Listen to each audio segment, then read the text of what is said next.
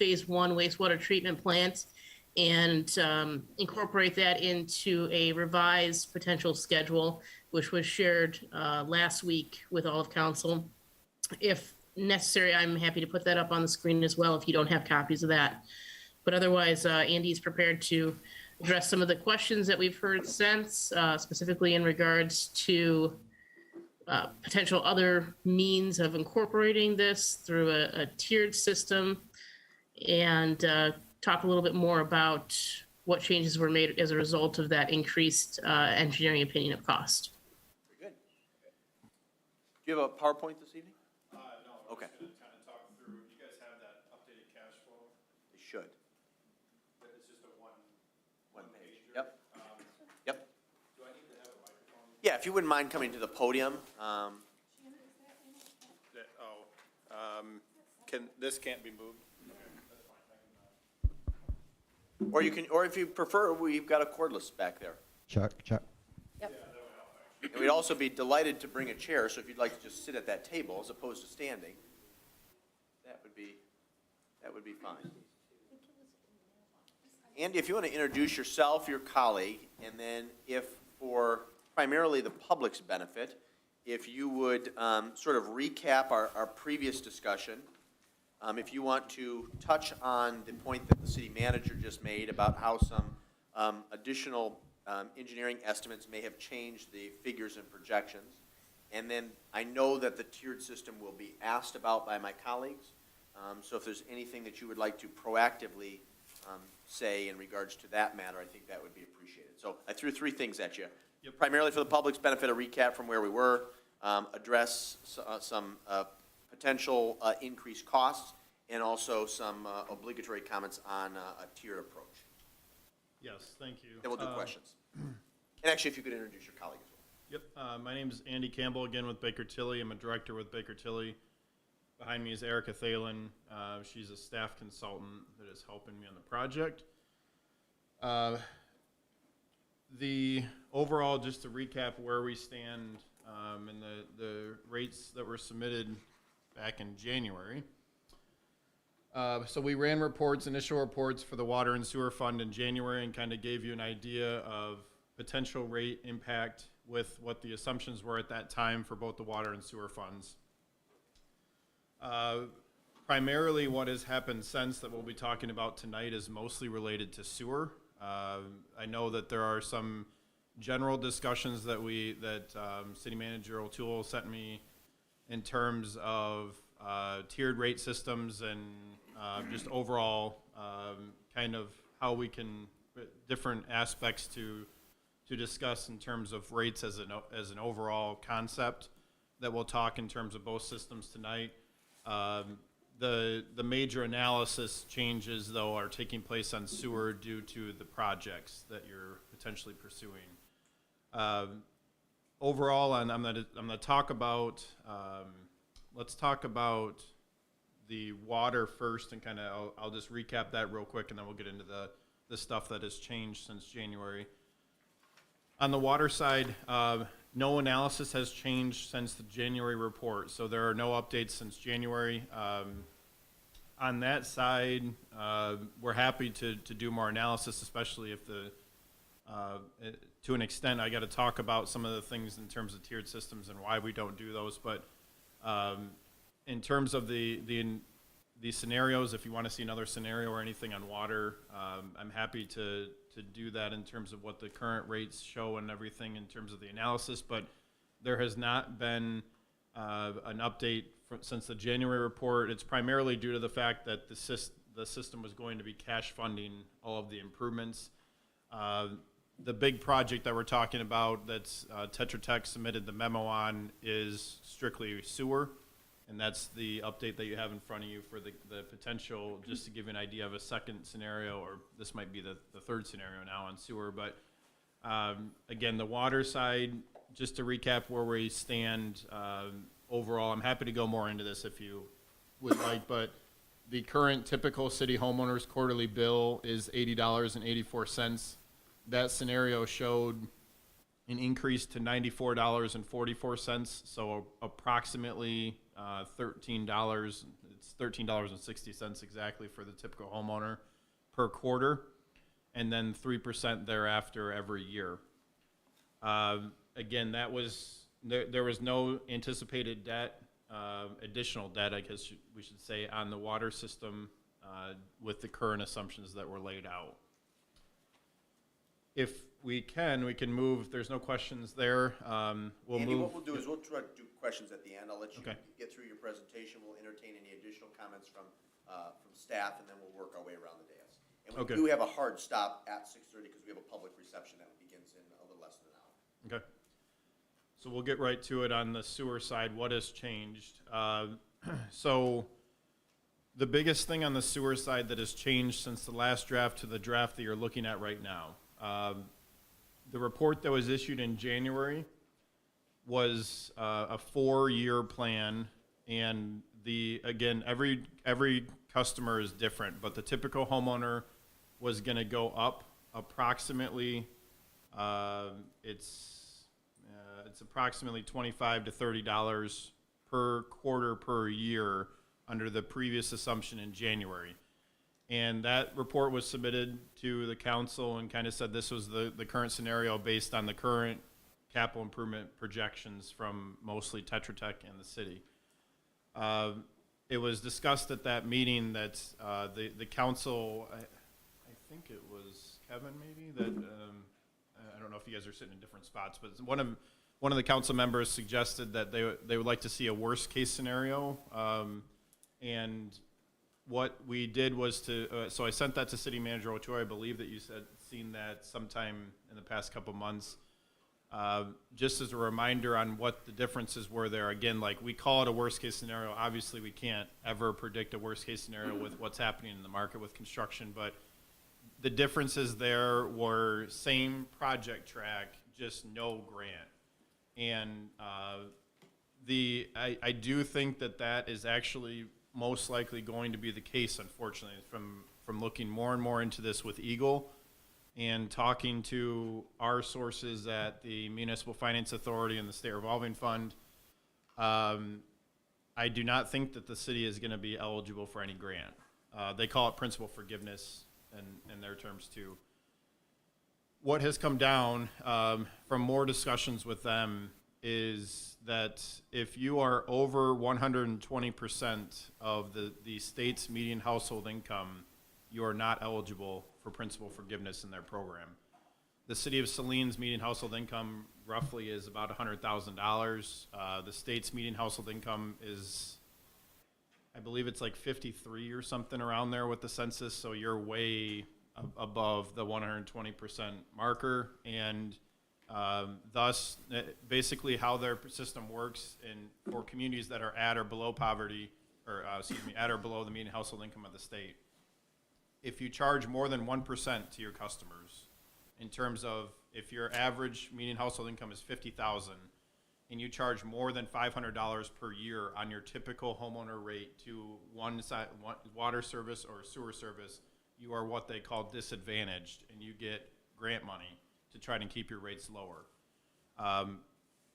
That was potentially, I mean, to be perfectly honest, we have never run into this scenario where someone is just flat out not eligible. No matter what you borrow, you're not eligible for that.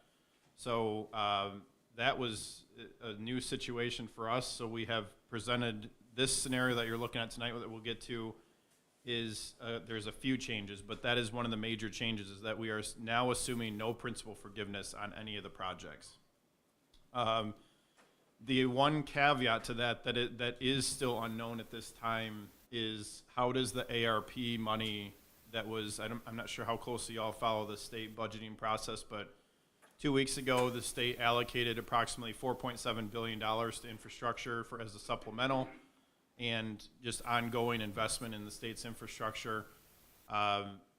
That has not been announced as to how they're going to, it's not all for water and sewer, but a significant portion is for water and sewer. A lot of it is geared towards the lead and copper rule, water side service compliance. But there is a significant portion of money that's available to sewer.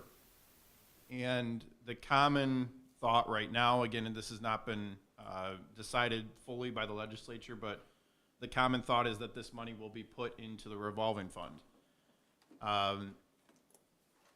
I will say that I'm just going to guess. Can you be off the record, on the record? I don't know, but my guess is that is mostly going to be going to disadvantaged communities, which again, unfortunately, the city of Saline does not qualify.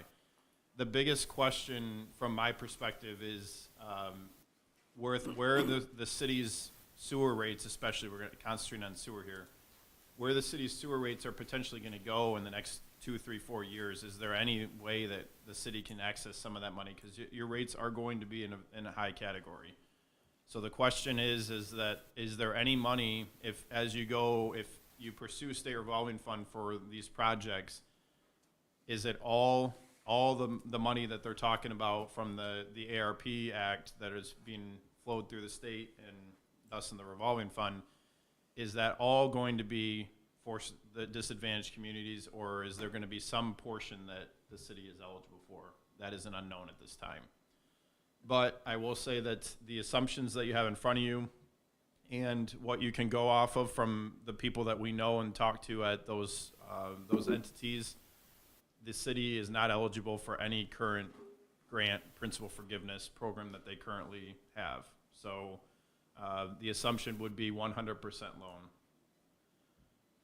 So I'm going to talk about the scenario that you have in front of you and kind of go through what the changes were from the previous discussion, because the capital improvements have changed significantly, and this is from the Tetra Tech memo, and then also talk about that principal forgiveness assumption that we talked about a second ago.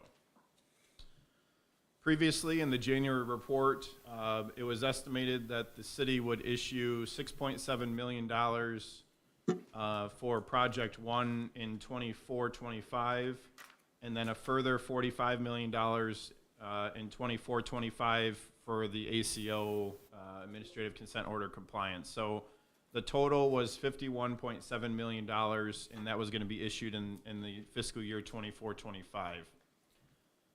With Tetra Tech's change in assumptions, a lot of going back, a lot of that stuff was pushed out further. Tetra Tech has moved up those assumptions. My understanding, just from trading emails with City Manager O'Toole, is that there's the potential desire to borrow some of this sooner. So this is what the assumption is showing, how the rates would be affected with that in mind. So the new assumptions that you have in front of you, this matches Tetra Tech's, I think they called it either scenario 1 or option 1 or something like that, but from their memo that was sent to the city, this assumes a $56.4 million bond issue in fiscal year 23-24, $6.7 million in 24-25. That stayed the same from the last scenario, and $25.2 million in 26-27. So it moved from approximately $52 million 2 years from now to $56 million next year, plus a further $32 million in a couple years. So that is the biggest reason why ultimately, I don't have skin in the game. It's really what your projects are and what you want to do. But you can think of it conceptually, the quicker you issue the debt, the faster you got to do the rate increases. So that's the biggest change from what we talked about before. There's two big changes, but the biggest change from going from a 4-year plan that was discussed in January to now a 2-year plan for the major increases is because that first debt is being issued much sooner. It's being issued a year sooner, and it's higher dollar amount. So again, $56.4 million is estimated to be issued in fiscal year 23-24. The rules behind that basically say that you have to have your rates in place to cover that debt by the time you close. So you're going to close sometime in 2024. You have conceptually about 2 years from now until then to raise your needed the rates to be in a position to accept that debt payment. That debt payment, if you get no grant or principal forgiveness, as they call it, is $2.9 million per year. So again, that's a 30-year state revolving fund. I believe we used 2.25%. That interest rate right now is we use 2.5. Excuse me. That interest rate right now is 2.125 for this current fiscal year, but it will be going up next year with what's happening in the economy. It is unknown what that percentage interest rate is going to be. We used 2.5 as the assumption. It's been at the same interest rate for many years now, but they ultimately fund the program with their own borrowings through the state municipal finance authority, so their costs are going up, and thus the interest rate on the revolving fund has to go up. So overall, that is one of the big changes from January, is that we assumed approximately $52 million to be issued in 2 years. Now it's $56 million in the next fiscal year, and we are anticipating another $32 million within the next 4 years. Again, these are all just the assumptions that Tetra Tech had given us from that memo that they sent the city. The overall that you can see here at that spreadsheet that I'm assuming that you all are looking at right now.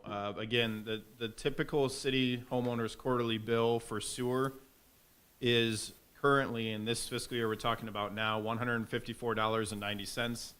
That assumes 13,500 gallons of usage per quarter. All customers are different. If you're a lower end user or you're one of the large industries, you're going to be impacted dollar-wise differently by these increases. But to give everybody kind of an idea, we use this typical homeowners analysis that's used commonly in all state metrics with the revolving fund. It's used by USDA Rural Development as just a general, how much is the general customer going to pay in terms of the sewer system costs. If we do the rate increases as suggested in this scenario, the typical homeowner quarterly bill would be $284.93 in fiscal year 23-24. That is staged out over 2 years. So again, we scheduled those rate increases over 2 years, but the very limiting factor that you have that may or may not be a decision of the city here going forward is, again, when you close on the debt is when that has to be implemented. So ultimately what we typically do in this case, and I will recommend this for the city of Saline, this is a 2-year step program. If I were in your position, I don't think that the first year is really, I mean, unless the stuff that conceptually we're going to talk about with tiered rates and stuff we can get to, but conceptually you're going to need to make the rate increase that's in 22-23 up to a typical homeowner's bill of $215.93.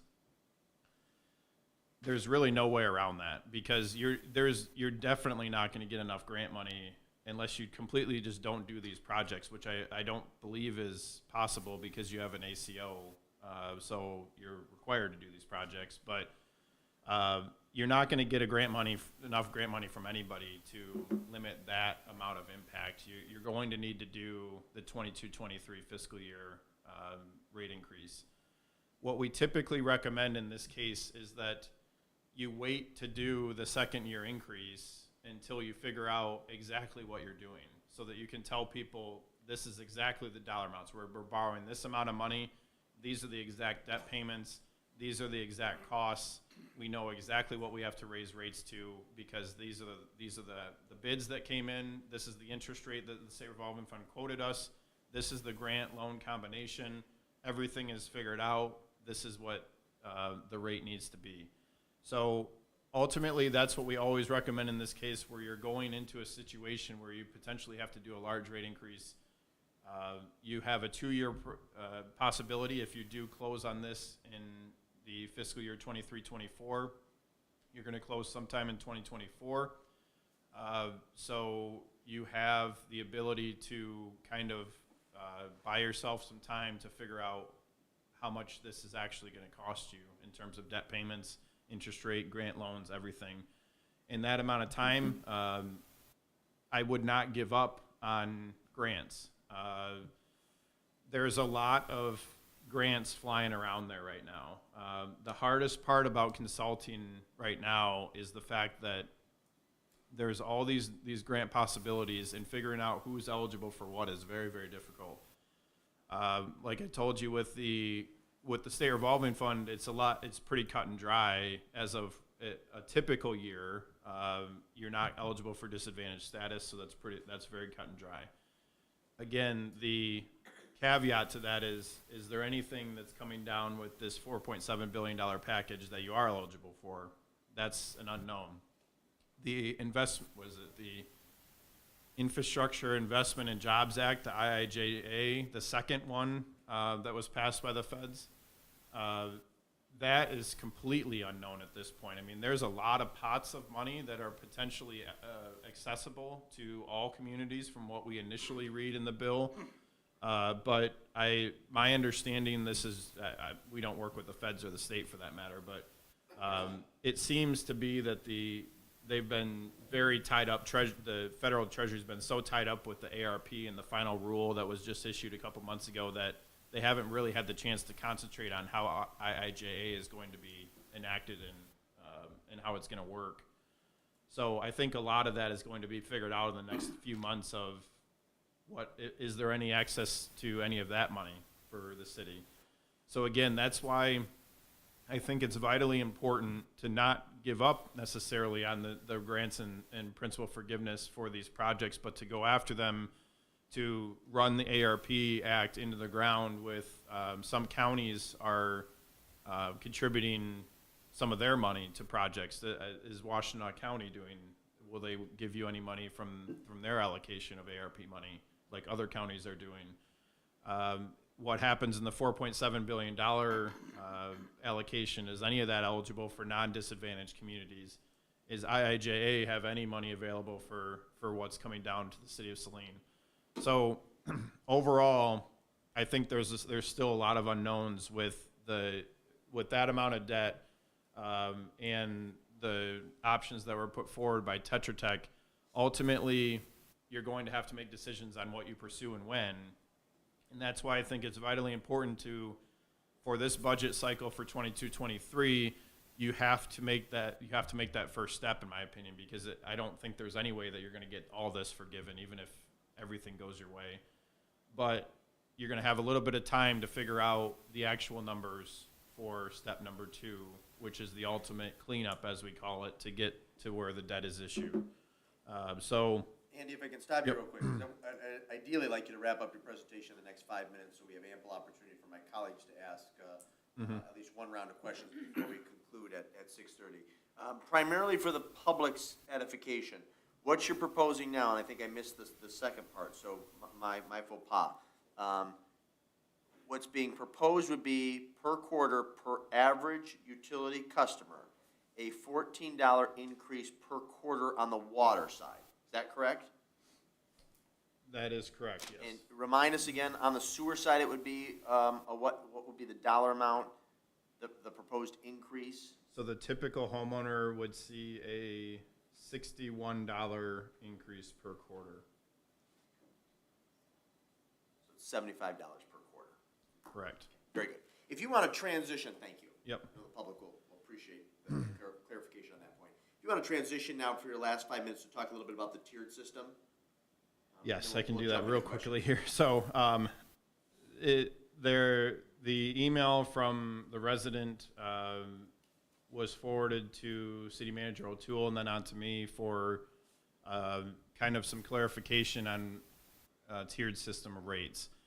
Ultimately, this is a lot bigger discussion than 5 minutes, but I can give you the overall here from our perspective, from the company's perspective, and we work with 400 communities. We do this a lot. My feeling, the company's feeling in terms of what Ann Arbor is doing, we don't agree with what they're doing. And I will state, I don't think that what they're doing is inequitable. I do have some conceptual disagreements that I'll kind of walk through here. So the way that Ann Arbor charges their rates, if you're not familiar with the way they do it, they have a 4-tiered system on use. So they have a base rate they call like the base necessities or something rate for everybody that has that uses the bare minimum of water. And then it goes up to a second rate, it goes up to a third rate, it goes up to a fourth rate. And generally speaking, it's called block rates. And most communities have the opposite approach. Most communities in the state of Michigan, if they do have block rates have been canceled by almost all communities in the state for various reasons, but most communities have block rates in the opposite, where they actually give you a break if you hit a certain breaker, because they're trying to promote development. They're trying to help the big industry on their system, whatever it may be. And the reality is that as you produce more water, generally speaking, that your costs actually go down unless you're hitting capacity limits. So the reality is that most communities do have the opposite approach to Ann Arbor. I will say that the one thing that I fundamentally disagree with, again, I get what they're doing, and I don't take this lightly in terms of the impact that people are going to see in terms of rates, but the fundamental disagreement is that the argument is that you should be charged more because you're using more. And you should be charged more because you're potentially demanding us to build bigger pipes and bigger assets for what you could potentially use.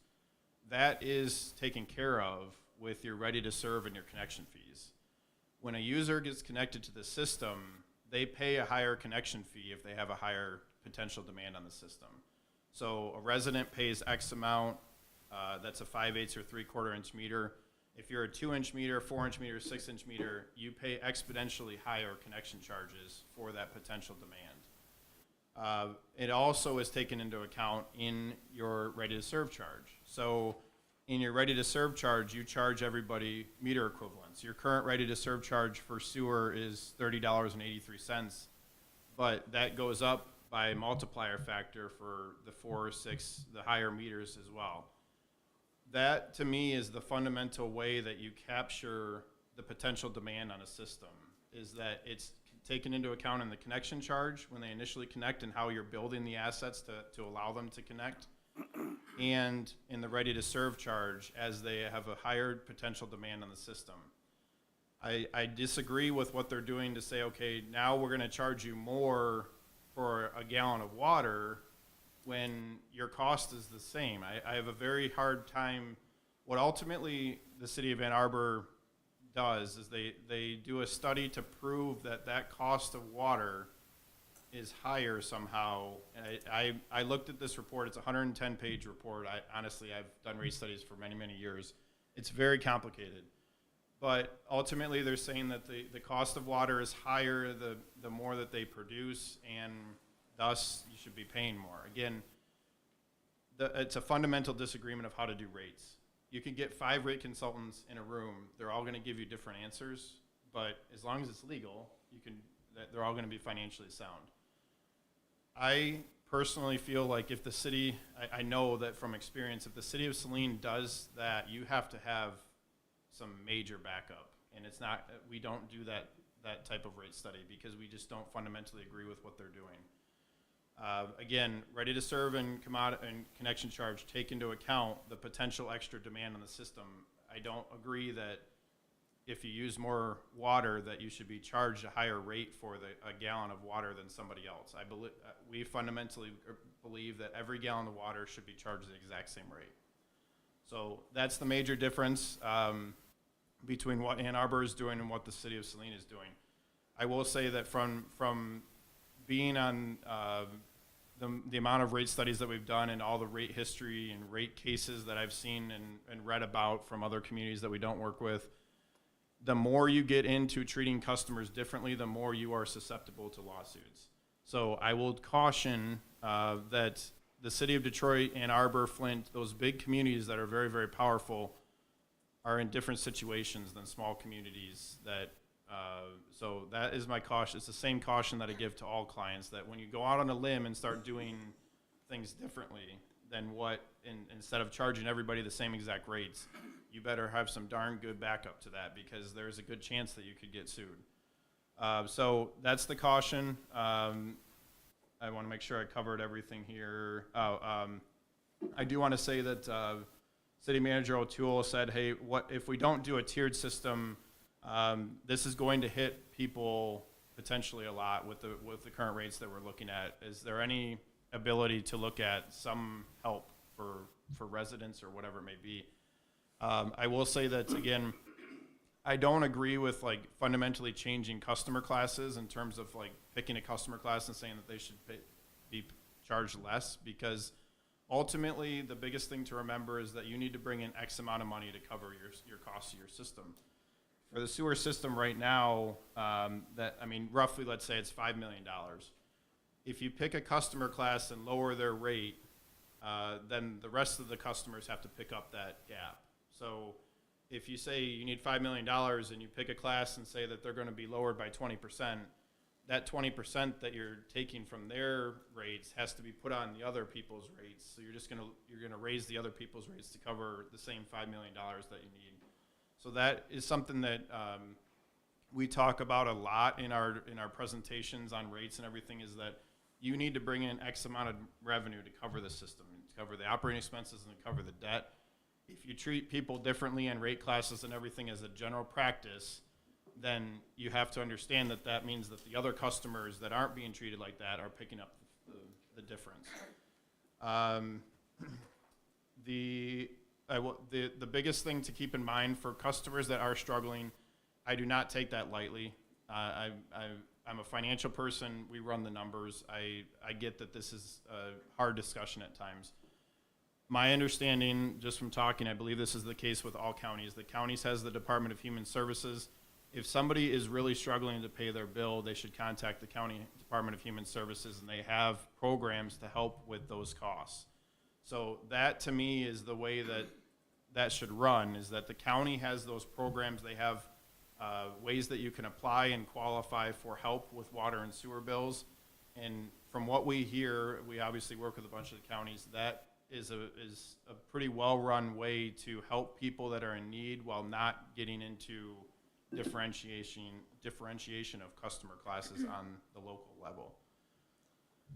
Andy, let me stop you there. Yep. Yeah, because I do have to wrap up at 6:30. So I will refrain from asking questions tonight. I'm going to hold each of my colleagues to about 5 minutes. If you could exercise some brevity, that would be appreciated by the chair. I'm going to begin with Councilmember Kraus and end with Councilmember Delorco. And again, I'm going to be timing and keeping you to a strict 5 minutes. Councilmember Kraus, questions for either staff or our guest? Just a quick clarification, Andy, and thank you for the information. So with the Ann Arbor scenario, they pay for the ready to serve and the connection in addition to higher rates?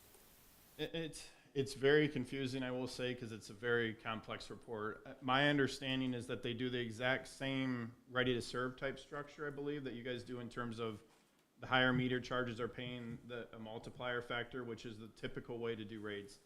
But they're also on top of that doing a extending block on the usage. So you charge, for instance, like per 1,000 gallons on the sewer side is $8.60.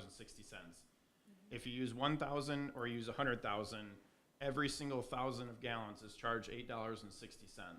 What they're doing, that I know this for sure from reading their rates, is that they're saying, okay, the first 1,000 I don't know what the blocks are, honestly, but what they're doing with the rates is like they use a basic necessity, and let's say for the first 2,000 gallons, it's $5.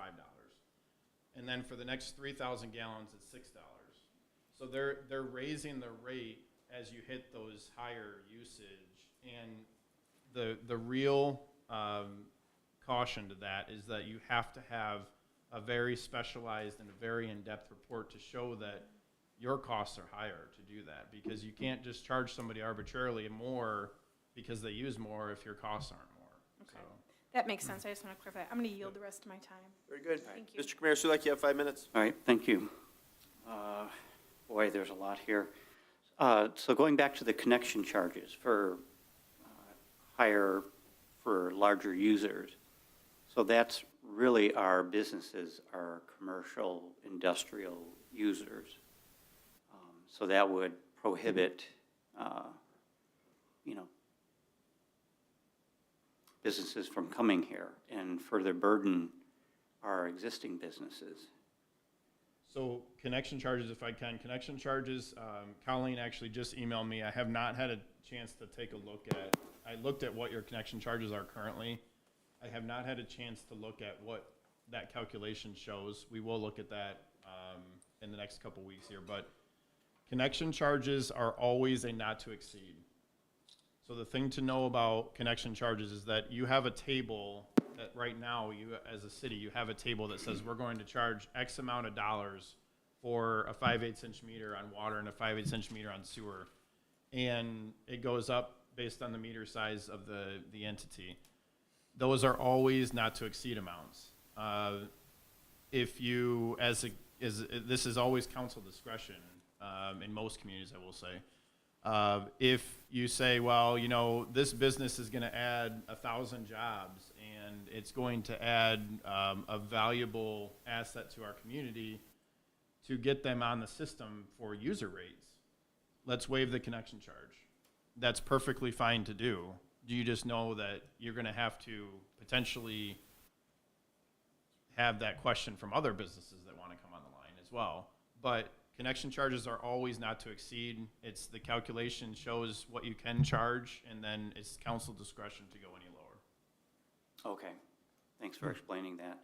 Now, the county programs, you're familiar with those? Loosely. Loosely? Very loosely. Okay. I know that they exist. That's about. Okay, so that's something we could look into and then make sure that we communicate to our users. What about any state programs? As far as I'm aware, I don't get into this too much because we do not work with the state on anything other than obviously the state revolving fund stuff. But as far as I know, everything that's done for help in terms of like mental health, human services, help with everything goes through the counties. As far as I know, that's all done at the county level. All right, because I can see this as being a growing issue, as you know, obviously water is not going to is becoming a scarce resource. So I think that's something that we'll look into for sure. But I'm going to yield the rest of my time so that my colleagues have questions. Very good. Mr. Seal, you have 5 minutes. That seems pretty simplistic to me. You have X cost, you have to have X revenue to meet the cost. People want water, and the costs are going up for water, so they have to necessarily expect to pay an increased cost, unfortunately. That's it. Easy enough. Okay, Councilmember Dillon, you have 5 minutes. Thank you. I appreciate you being here and kind of working us through this process. I definitely have some questions that I think I will yield to more of an internal conversation, not to use your time. So I'm going to skip to a few things that you had mentioned about. It's very discouraging to hear that we don't qualify. You know, and this isn't the first time I heard it. MML has been talking about it. They've launched new programs to help people navigate that system. It's actually called the Water Navigator System. And it's very discouraging that we don't qualify as a disadvantaged community in that we've been able to sustain ourselves. And it's sort of like, well, when you need the help, it's not there for you. You know, we've done everything we were supposed to do. You know, it's like paying your bills, but then you don't, you know, qualify for that credit at the end.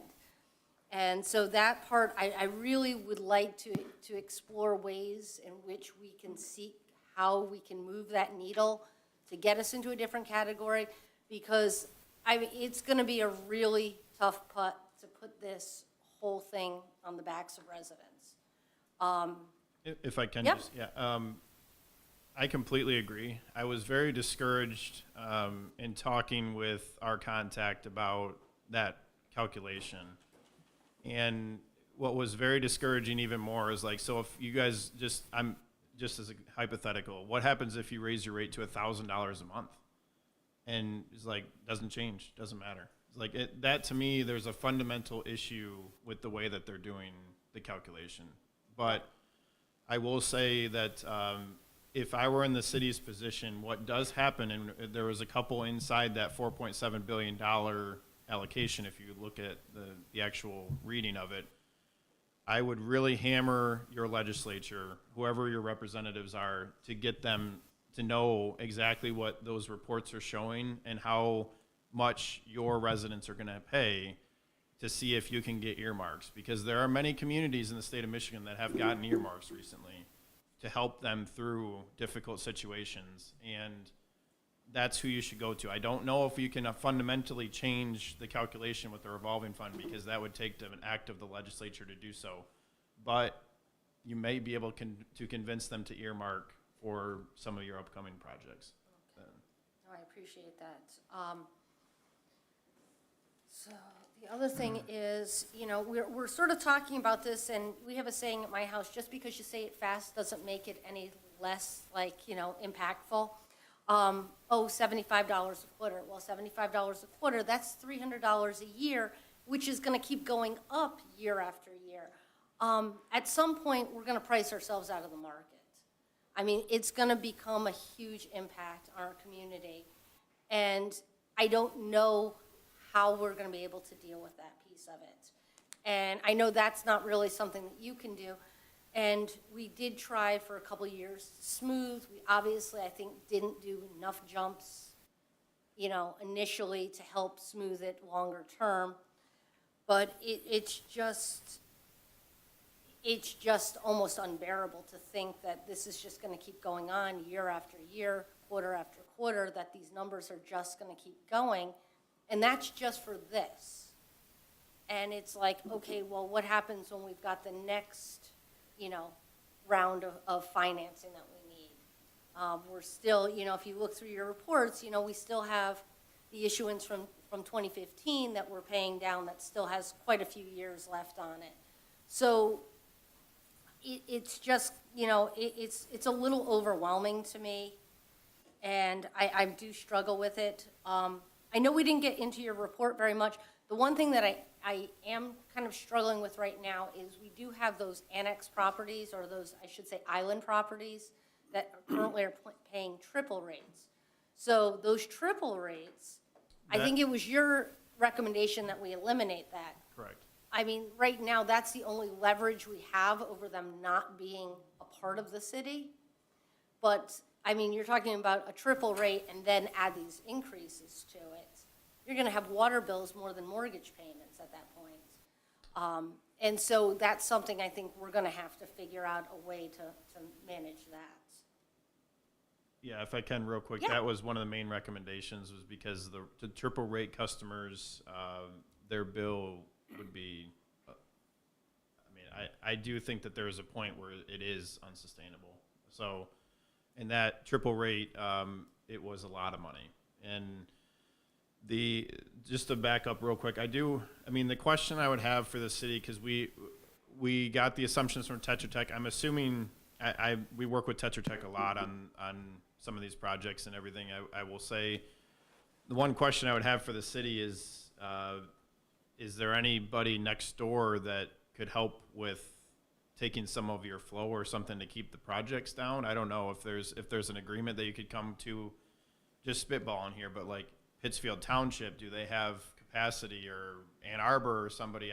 Maybe it's a hard no that we got to take care of ourselves in our own system, but regionalization is becoming a huge effort in Michigan right now with these systems, because they are becoming extremely costly in many cases, because of the life cycles are coming to an end in many systems uses, and these numbers are very, very costly to fix them and maintain them.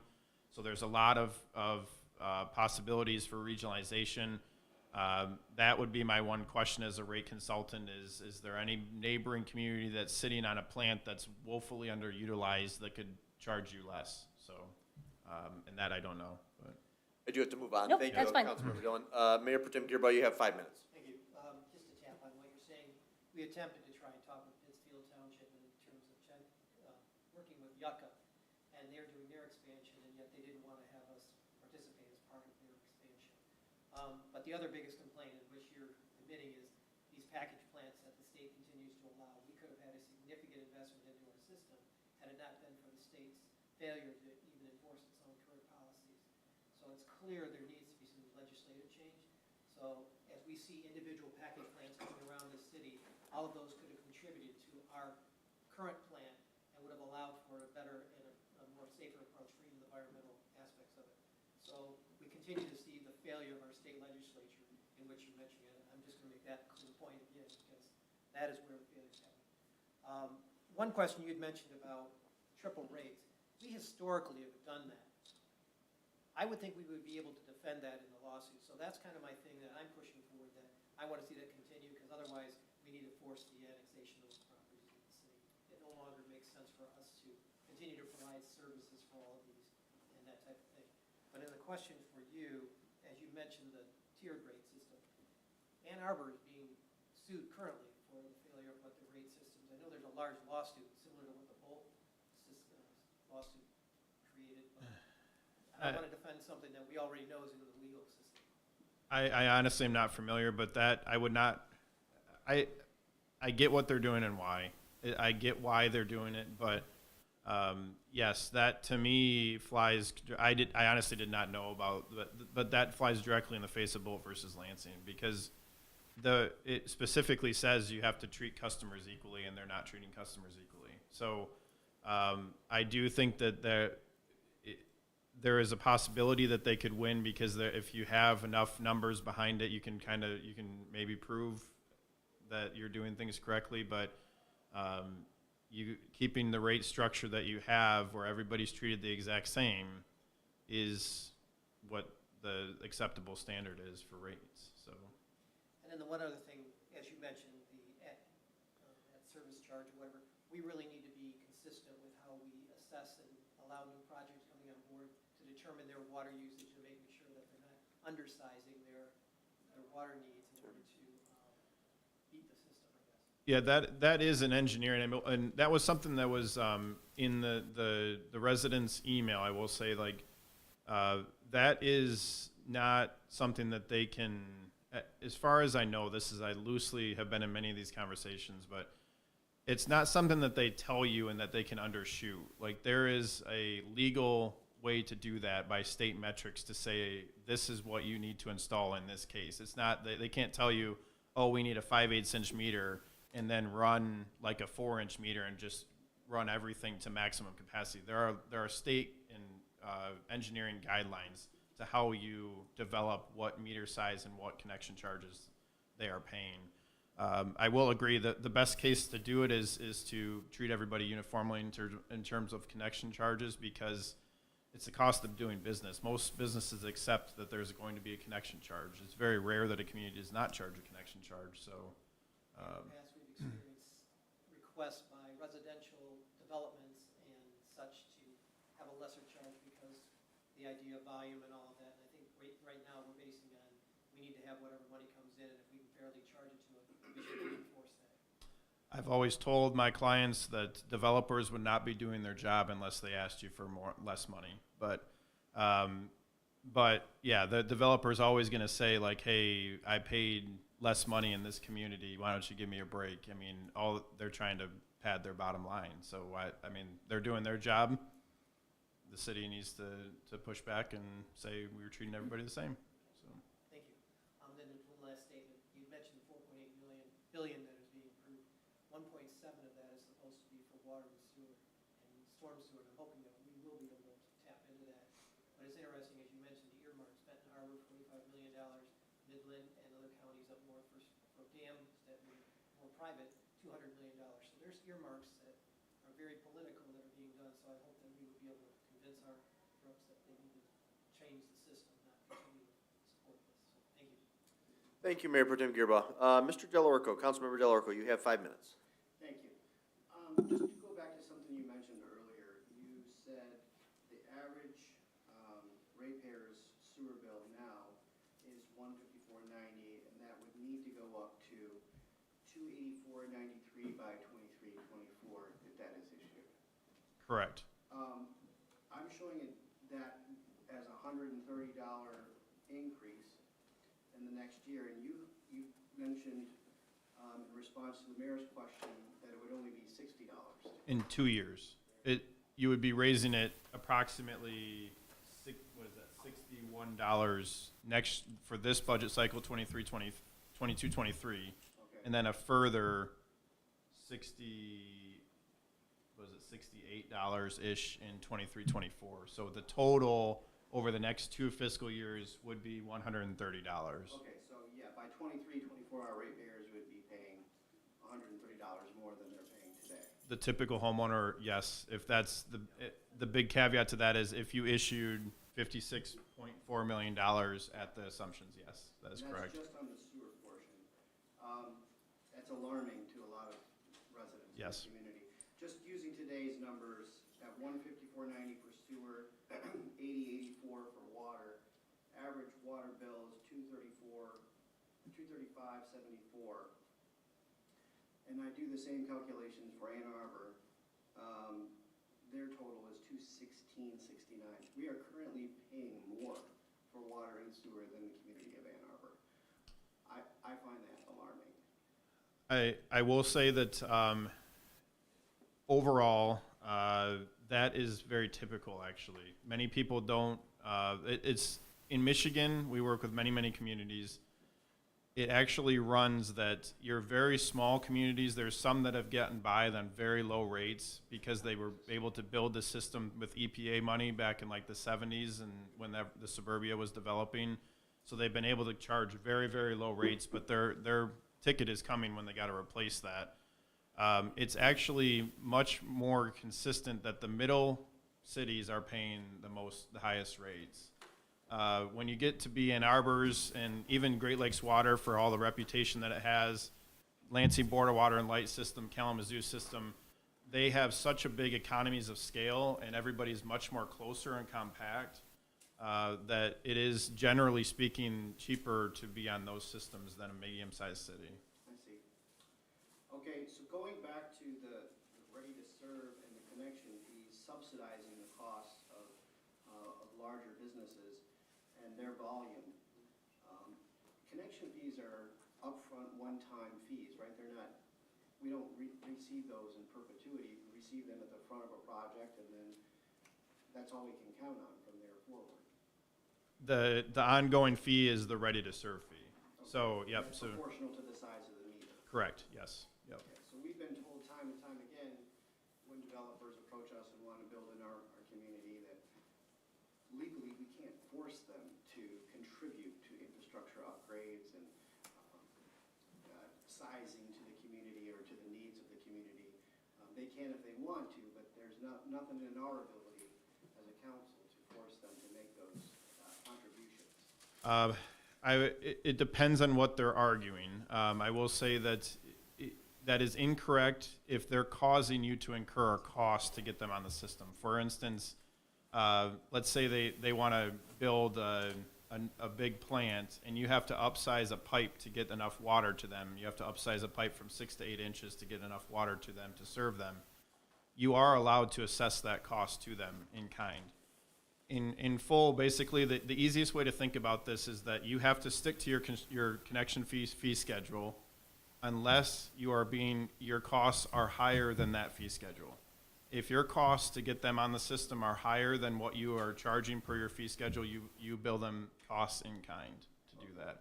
You can't go and so I will say that they could be correct to say you can't go and take their connection charges and improve some other aspect of the system.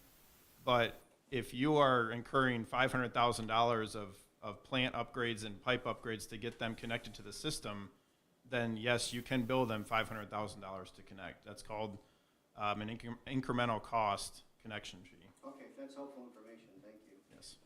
Back to your point about regionalization, we worked very hard with Tetra Tech to vet all possibilities of what to do in contemplating how to address the wastewater treatment plant upgrades. And one of the options that was on the table was to connect to Yucca at that time. We vetted all different possibilities and we settled on this way forward based on costs that were presented to us at the time. And hearing what I'm hearing today and seeing what these costs have soared to and escalated to, I'm beginning to wonder if the regionalization isn't a more practical approach at this time. I don't know. I know we had some difficulty negotiating with Pittsfield Township to to work through their upgrades, to use their force main to get our water out to Yucca, but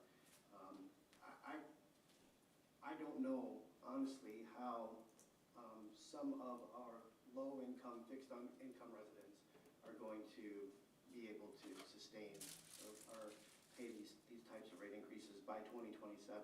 I mean, we're looking at 3-4-fold changes in what they're paying now. And that's one of the reasons cited in the Ann Arbor's website for doing the tiered structure, and that the cost of building and maintaining infrastructure sufficient to deliver greater quantities of water during the summer should be paid by customers who use greater quantities of water during the summer. Likewise, low-use customers should not be required to cover the cost to deliver greater quantities of water that they do not use. Jim, if you could wrap it up, I'm sorry, because I've reached the 5-minute I mean, mark. in some ways, I see your argument as to why what they're doing is unfair, but in other ways, I see that instead of just lumping everybody into the same cost, they're charging users for what they're using, and not just from the water perspective, but what's ending up in the sewer. And I think it's worth considering a little bit more. Very good. Andy, thank you for your time tonight. City Manager O'Toole, before we wrap this up and adjourn the work meeting, again, we'll revisit this issue as a discussion item on April 18th. Is there anything that you would like to add? No, I would just add at this time, really the immediate decision is that we need to make a rate increase call for FY 22-23. We're not committing ourselves to the next 5 years per se until we know exactly what that project is going to be and what, if any, support we might be able to get for it. Very good. Appreciate that. Andy, thank you for your time. Appreciate you both being here. If there's nothing further, the chair would be delighted to entertain a motion to adjourn this work meeting at 7:29 PM. So moved. Moved by Gearboss, seconded by Kamara Sulak. All those in favor signify by saying aye. Aye. Opposed, say nay. Ayes have it. This meeting is adjourned. Thank you all. Mr. Briggs.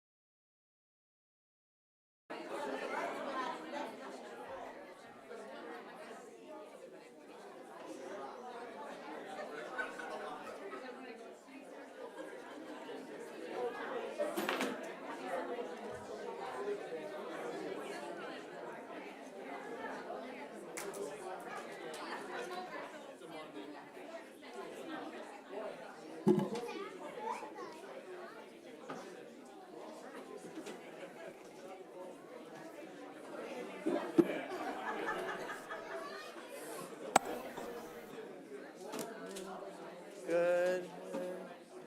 You good? Where's? I'd like to call this Saline City Council meeting to order. If everyone would be so kind and rise and join us for the Pledge of Allegiance.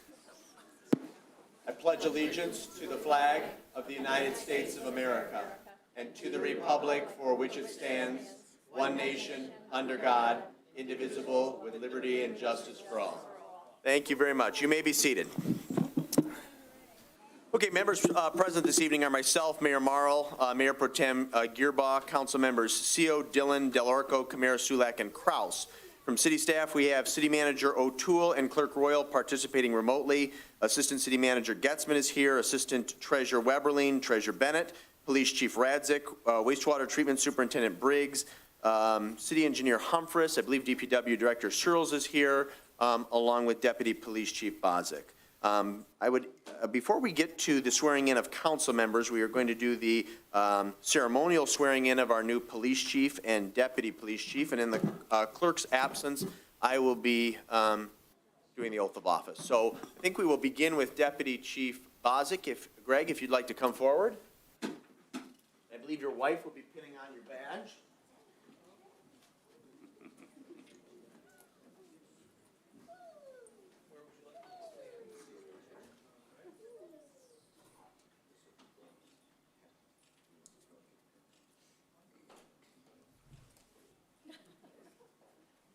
Are you ready? Raise your right hand. Okay. Do you solemnly swear and affirm that you will support the Constitution of the United States, the Constitution of the state, and that you will faithfully perform the duties of Deputy Police Chief in and for the City of Saline, County of Washtenaw, State of Michigan, according to the best of your abilities, so help you God? Congratulations.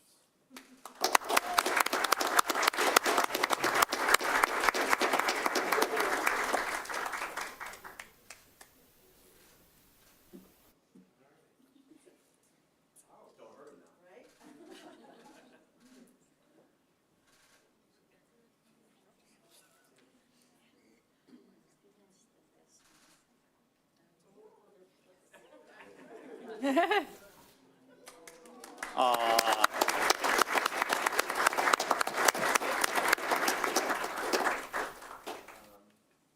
Chief Radzik, would you like to come forward?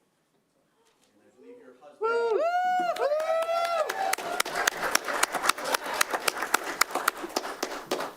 Retired Lieutenant Mike Radzik will be pinning your badge on. Yeah. Are you ready? Take the oath of office and become the first woman to serve as police chief for the city of Saline. Okay. Raise your right hand. I do solemnly swear and affirm that I will support the Constitution of the United States, the Constitution of this state, and I will faithfully perform the duties of office of Chief of Police in and for the City of Saline, County of Washtenaw, and State of Michigan, according to the best of my abilities, so help me God. Congratulations.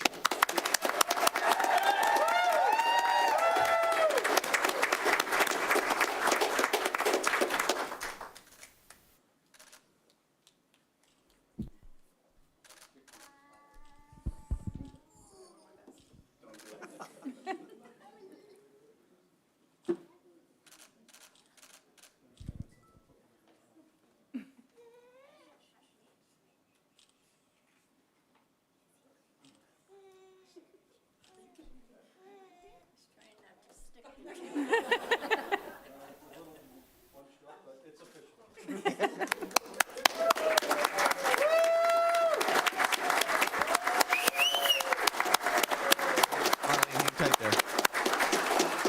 Hang tight, because you got to say a few things. So friends, first of all, we greatly appreciate everyone joining us for the first the reception and then subsequently the swearing in.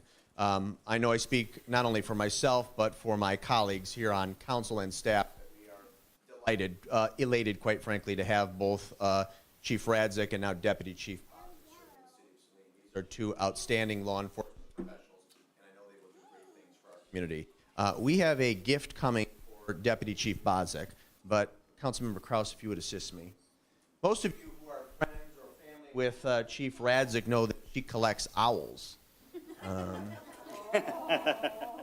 And this owl came special, actually, from one of our greatest states. It came all the way from Mississippi. This is from the Wolf Studio outside of Jackson, and I think it's quite lovely. So please accept this as a token of our appreciation, and we look forward to working with you.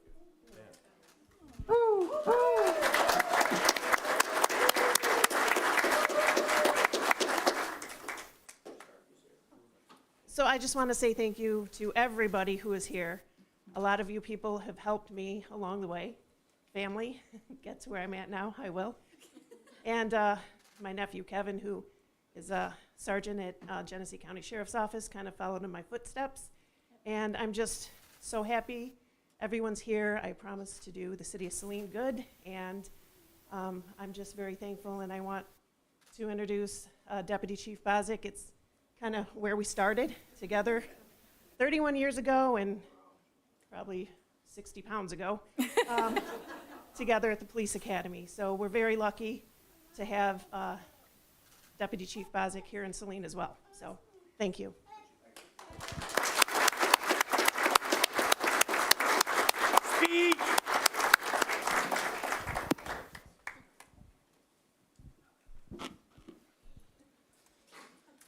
Well, I just want to say that's a shadow, not a mullet. Okay? We could not have mullets in the police academy. And I think the more I say that, the more people see a mullet. So anyway, but it's an honor to be able to serve, continue to serve in this field. I look around and I see my brothers and sisters in policing. My wife has been supporting me for 31 years now, and I wouldn't be here without her love and support in particular, but that of family and friends as well. Thank you, Marlene, for calling me out of the blue in February and asking me to consider this. As you can see, we've known each other our entire careers. I went through the Ann Arbor Police Department for the first part of my career. I spent a few years with Marlene at the Sheriff's Office, and back then, a few years ago, we thought that was going to be the end of our careers. But the city of Saline is a wonderful city. I'm grateful for council to have appointed Marlene, and I look forward to working with you, Marlene, and just doing the community proud. So, thank you very much.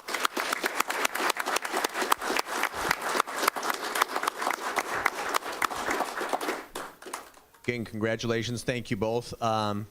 Friends and family, you are welcome to stay for our council meeting.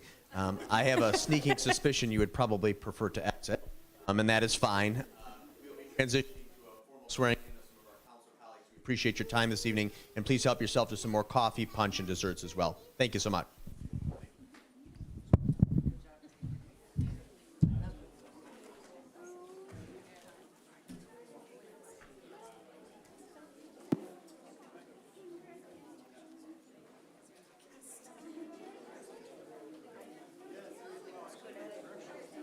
Oh, it is. Yeah, I agree. Yeah, definitely. I agree. It's a big deal. It's slim pickings on colors. It's a big deal. You're welcome. No, it's a big deal. No, Brian. I'm not saying stop policing because I don't want Bring them in. I'd have more color. Bring them in. Left with yellow. Oh, is he Unless putting it's that up good? Right. PowerPoint. You can put it back down in a second. That's all right. Yeah. By nature, she is. So. Okay, friends, we are going to transition now to the second portion of our, I guess, the opening ceremonies, if you will, which is the swearing in of council members. As most of you know, we didn't have an opportunity to do this back in January because of the pandemic, but but we think it's important, especially for our newest member, to have a formal official swearing in. So the city of Saline is delighted to have the very honorable Judge Freshour from the Washtenaw County District Court here, and I would invite her up. I believe these scripts are on the table, Your Honor, and you are free to use the cordless microphone. Nope, actually, they will join you up front. You want to start with, who do we have first, Your Honor? Ms. Kraus, Councilmember Kraus. Yep, and if,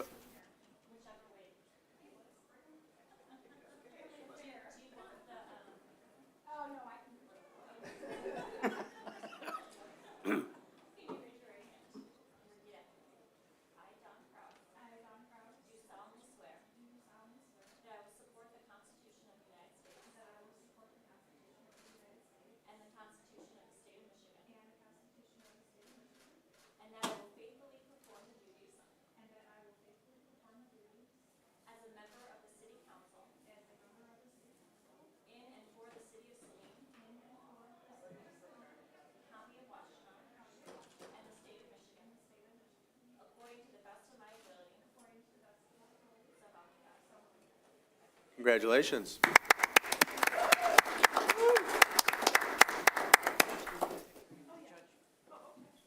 You want to get a quick picture? Yeah. Please.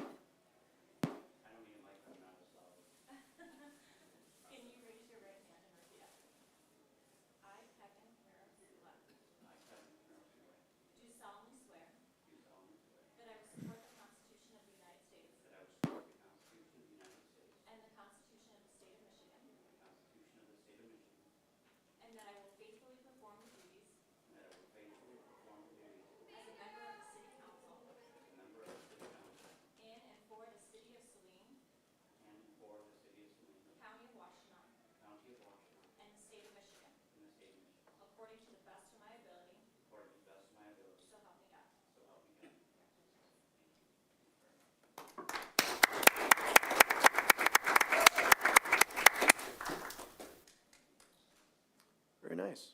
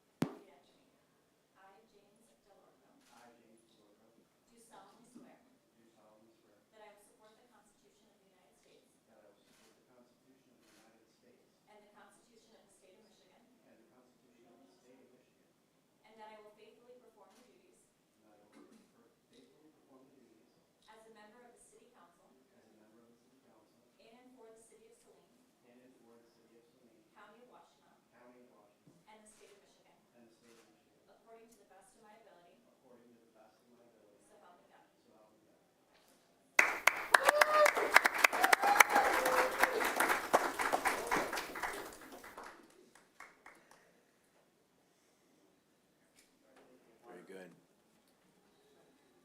Your Honor, thank you very much. Appreciate your time. More importantly, appreciate your service to the residents of Washtenaw County. And congratulations to my three colleagues. Thank you. We'll proceed now with a motion to approve the agenda as submitted unless there are amendments.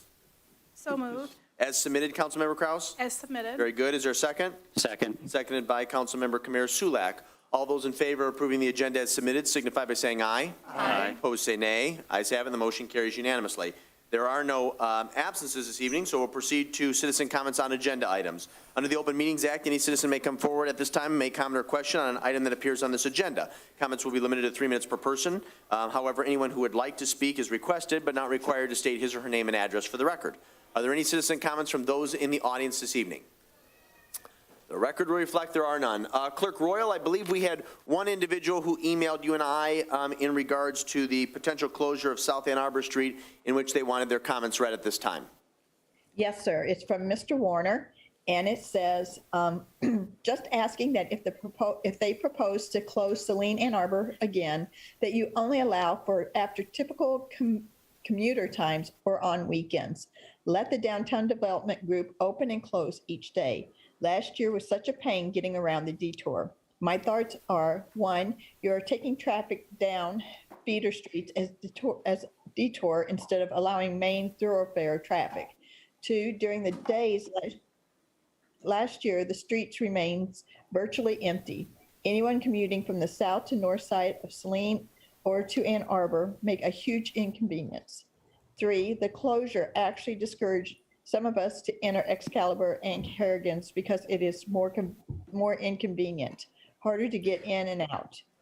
In my opinion, the closing was done for good intentions but poorly executed. Don't make longer, more dangerous commutes to benefit a couple of restaurants.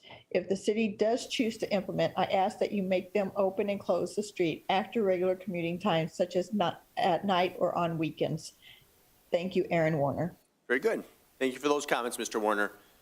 Clerk Royal, did you receive any other comments in which the individual wanted their remarks read at this time? No, sir. Very good. Then we'll proceed to the one presentation of the evening, which is the potential closure of South Ann Arbor Street, and I believe the leadership of Saline Main Street will be conducting this presentation.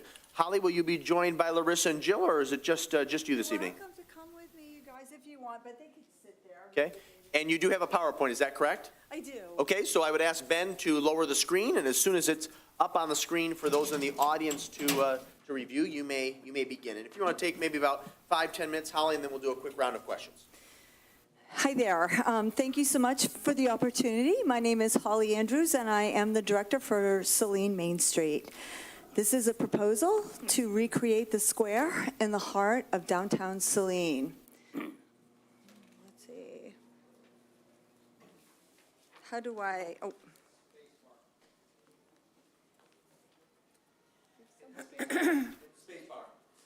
Oh, space bar.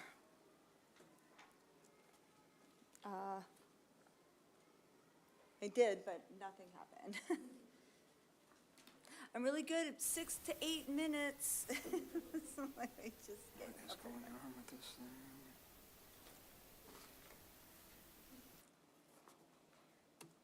All right, there we go. Okay, great. You see Okay, arrow that's keys. perfect.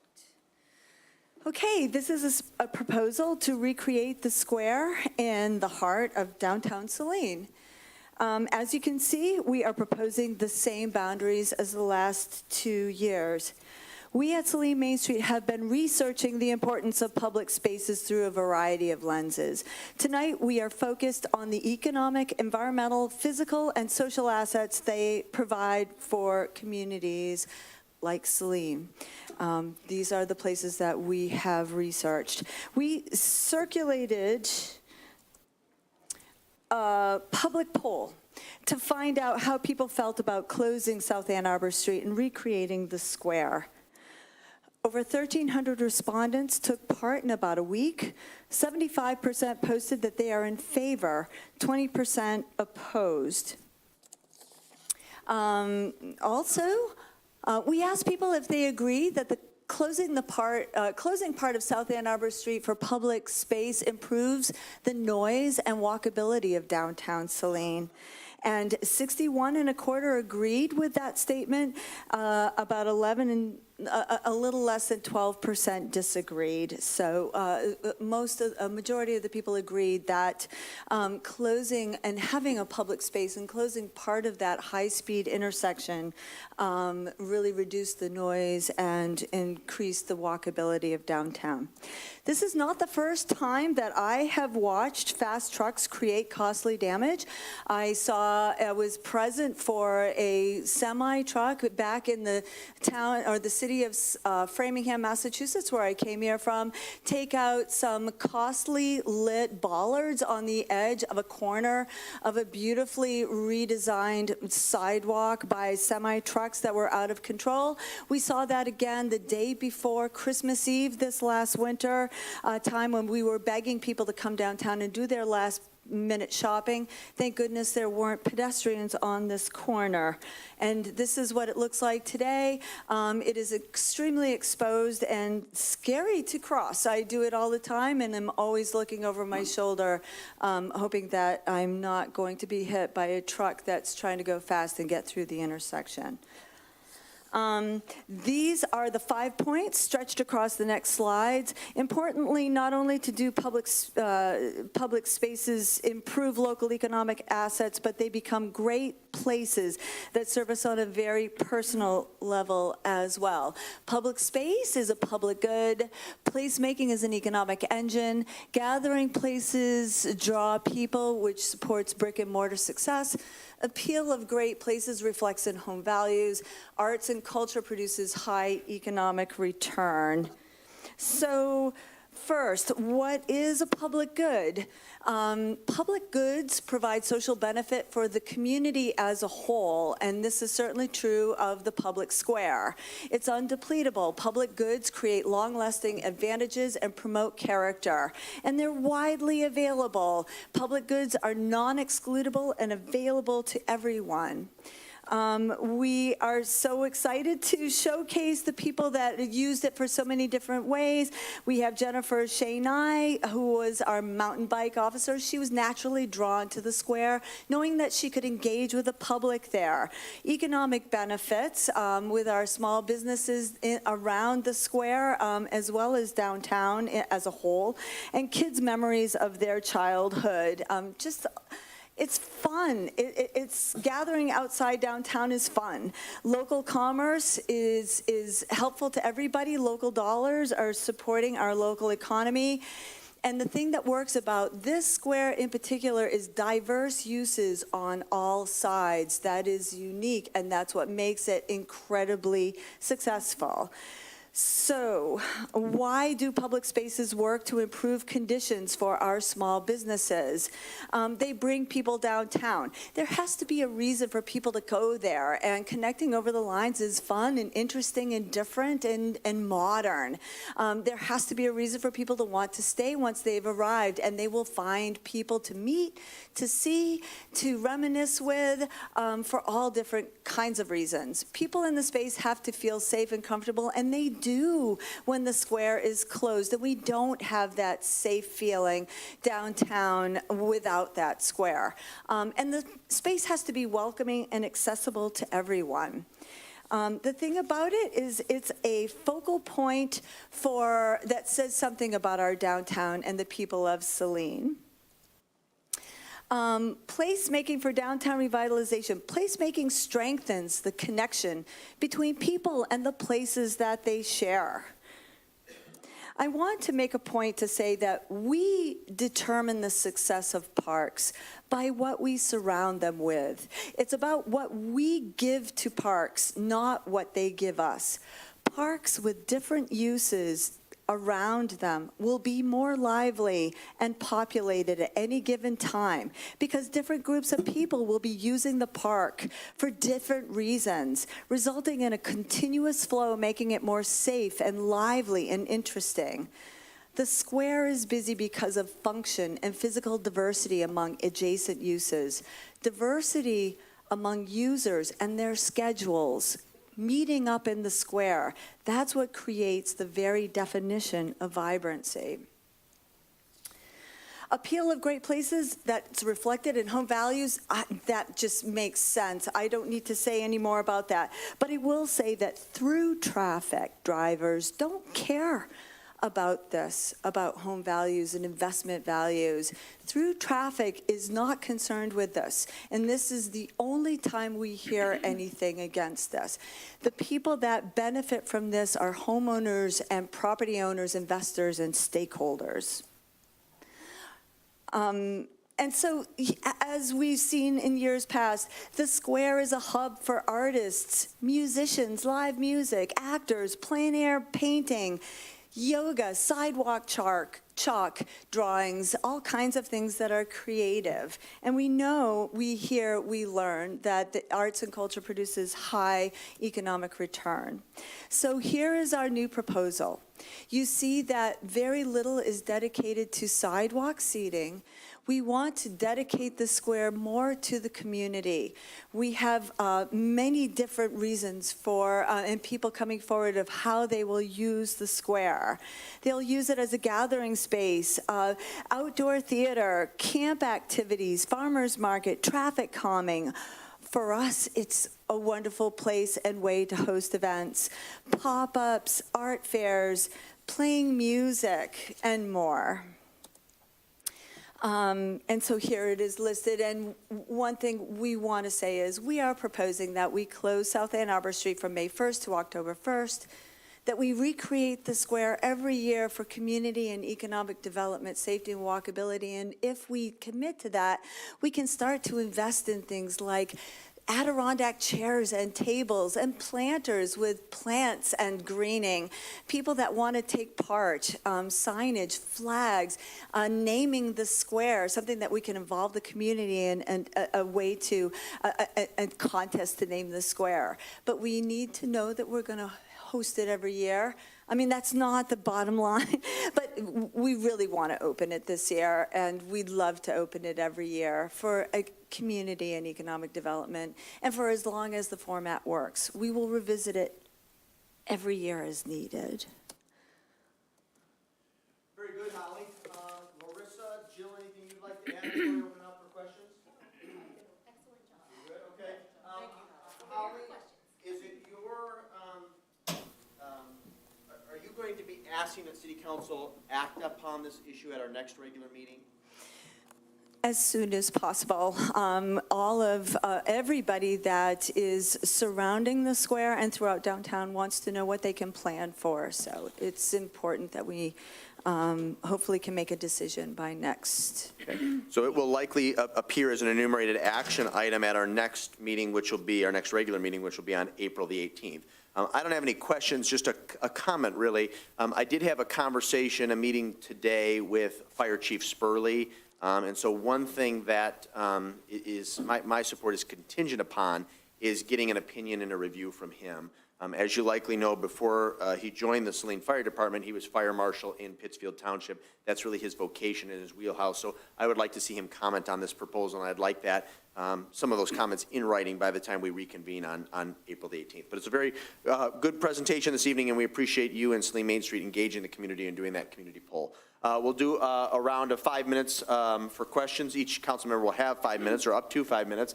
I'll begin with Councilmember Kraus. Questions for Director Andrews or for Larissa or Jill from Saline Main Street? Yes, thank you. So thanks for the presentation, and that turned out really well. I happened to be at the 109 when Holly was speaking with the gentleman who, that's awesome. I just want to say from the start, I am supportive of this in general. I would like to see a couple of thoughts off the top of my head. 100% agree with the mayor, Chief Spurley. That's what we hired him for. He's got the expertise. Because this is fun and it's flashy and I love it, but we want people to be safe. And I'm sure that they would be, but I would like to, as well, to hear what he has to say. My second thing is, and I know this can be difficult with staffing, but there were a lot of times last year, and we've talked about this, where it was not being used. And I know that with staffing, with the restaurants, I mean, I understand that's difficult. I would really like to see it being used more, and maybe not just the restaurants, the pop-up stuff that we've talked about. The Arts and Culture Committee is going to be doing pop-up live music, so we've got some ideas in there too. Free and fun, so I'm not sure how that will work, but the constituents that aren't in favor, when they see it not being used, we get a lot of flack for that. And so just different ideas, we can brainstorm and have pop-up art gallery, you know, heck, I'd be willing to buy 10, what do you call those canvas things to have, you know, you gotta think out of the box. So I am in favor, but I would like to see the stores, if they can, maintain better hours. Yeah, just as a quick, I don't need this, as a quick comment, the layout is different, is gonna be different than it has been in years past. The last 2 years have been more designed to help bring people to town, to help support the restaurants as they recovered, but now that they're open, they don't need as much space. in the square. So it's a lot less space in the square for restaurants. It is more of a public space going to be used. The Fifth Corner wants to do some of their summer camps there. I mean, there's lots of collaborations that are available when it's more of a community space versus just to help the restaurants. Okay, and that's wonderful. I mean, in general, I love it. I use it. I've seen some people who have spoken out against it up there having fun in the summer. So, and I'm glad you did the survey, and that's a large percentage. So, thanks for what you're doing. Thanks, Councilmember Kraus. Councilmember Camaros, we'd like you to have 5 minutes for questions or comments. Yes, thank you. Thank you again, Holly and Jill. I see the opportunity to bring other businesses that in Saline, like down Michigan Avenue. Is there any way to entice them to participate in activities in the square since, especially since the restaurants? I wanted to keep the presentation short tonight, but everybody from Fine Print to White Pine Studios, and then externally as well, outside of our downtown, which is the thing that with the drive time markets, I'm really hopeful to bring people there. We have pop-ups. We have young people who are away at college that want to do art fairs. There is such an energy for using this public space for all ages and different reasons, and we're super excited. We just hope that we can have a space for them to do these things. But yes, both sides. We know that having a space that's a focal point along US 12 that makes us different will benefit all of the businesses. We're always trying to create some way to get beyond that divide that US 12 creates. We believe that creating a destination that brings people from beyond our borders who don't get to see will want to explore and see both sides, and that's really important to us. Okay, great. Now, I know in the past, former Police Chief Hart and our Fire Chief have has looked it over and has approved it. So have you talked to our new Chief Raznick about this? So she was always part of the meetings in the past with Chief Hart. She is always at the table. I would never do anything without consulting her. She loves people. She loves the idea of creating excitement downtown. She gets that it's economically beneficial for us to do that, but also just to give an identity to Saline, that it's a fun, beautiful place where there's something always happening. I would never do anything without consulting her first. Okay, great. And I see this also as an opportunity to help further our community policing presence and further demonstrating the fine police department that we have. And we will be having a community development director on city staff in the very near future too. So I see there more opportunities for the city to participate and help expand on your proposals. And I completely support this. I feel it's been a real benefit to keeping many of our businesses sustainable through this time. And I would imagine that some of them will still need this to work out of the deficit that, that COVID created. So I really appreciate you digging into this and bringing an upgraded and, evolving plan to us. And I will definitely be supporting this, of course, after our blessings from our public safety. So thank you. Thank you so much. And just to let people know that I have 14 years of experience in community planning and economic development, and my master's degree is Master's of Community Planning and Development. So everything I do when I approach the downtown is based in that expertise and experience. Well, just to be clear, I wasn't questioning your ability or anything. No, I didn't. I just used it as an opportunity. Oh, well said. And with that, I think it'll be a good team up with when we have our community development director on board. I can really see that taking us even further. Thank you. Very good, thank you. Councilmember Seal, you have 5 minutes for questions or comments. Thank you, Your Honor. In the past, I've supported this, and I would support it again this year. Not only with a vote, but with my presence up there in the summertime as well. I do, however, note that in your drawing, you've now got a corridor open down in the middle. The barricade doesn't go all the way across on the US 12 end of things. And in my experience in the past as a police officer, if you ever left a space available for a vehicle to get through, sooner or later, somebody would do it. So you may want to consider working with the police chief and the fire chief to talk about maybe doing something to ensure that that gap gets The closed. barricades are all the way across. Oh, okay. We just had an opening down the middle for pedestrians to All move right, down the because middle. in your sketch there, it showed.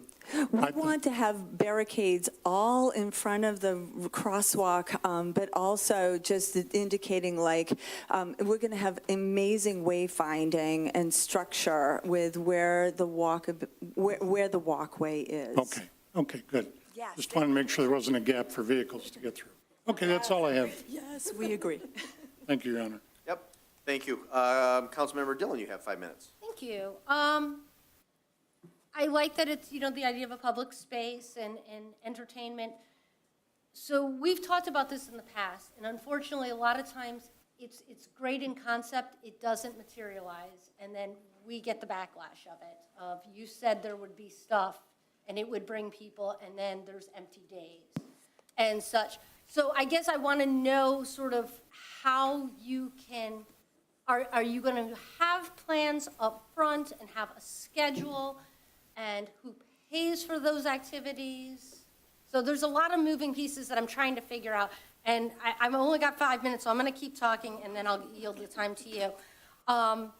And so I just want to make sure, the other piece to that is there's the liability aspect of it. If this is now a public space, is the city incurring the liability of that? Are we responsible for the maintenance of it, the constant cleanup of it, the removal of trash, that sort of pieces of it? Because these are pieces that I know have been sort of perpetually tripping points for us.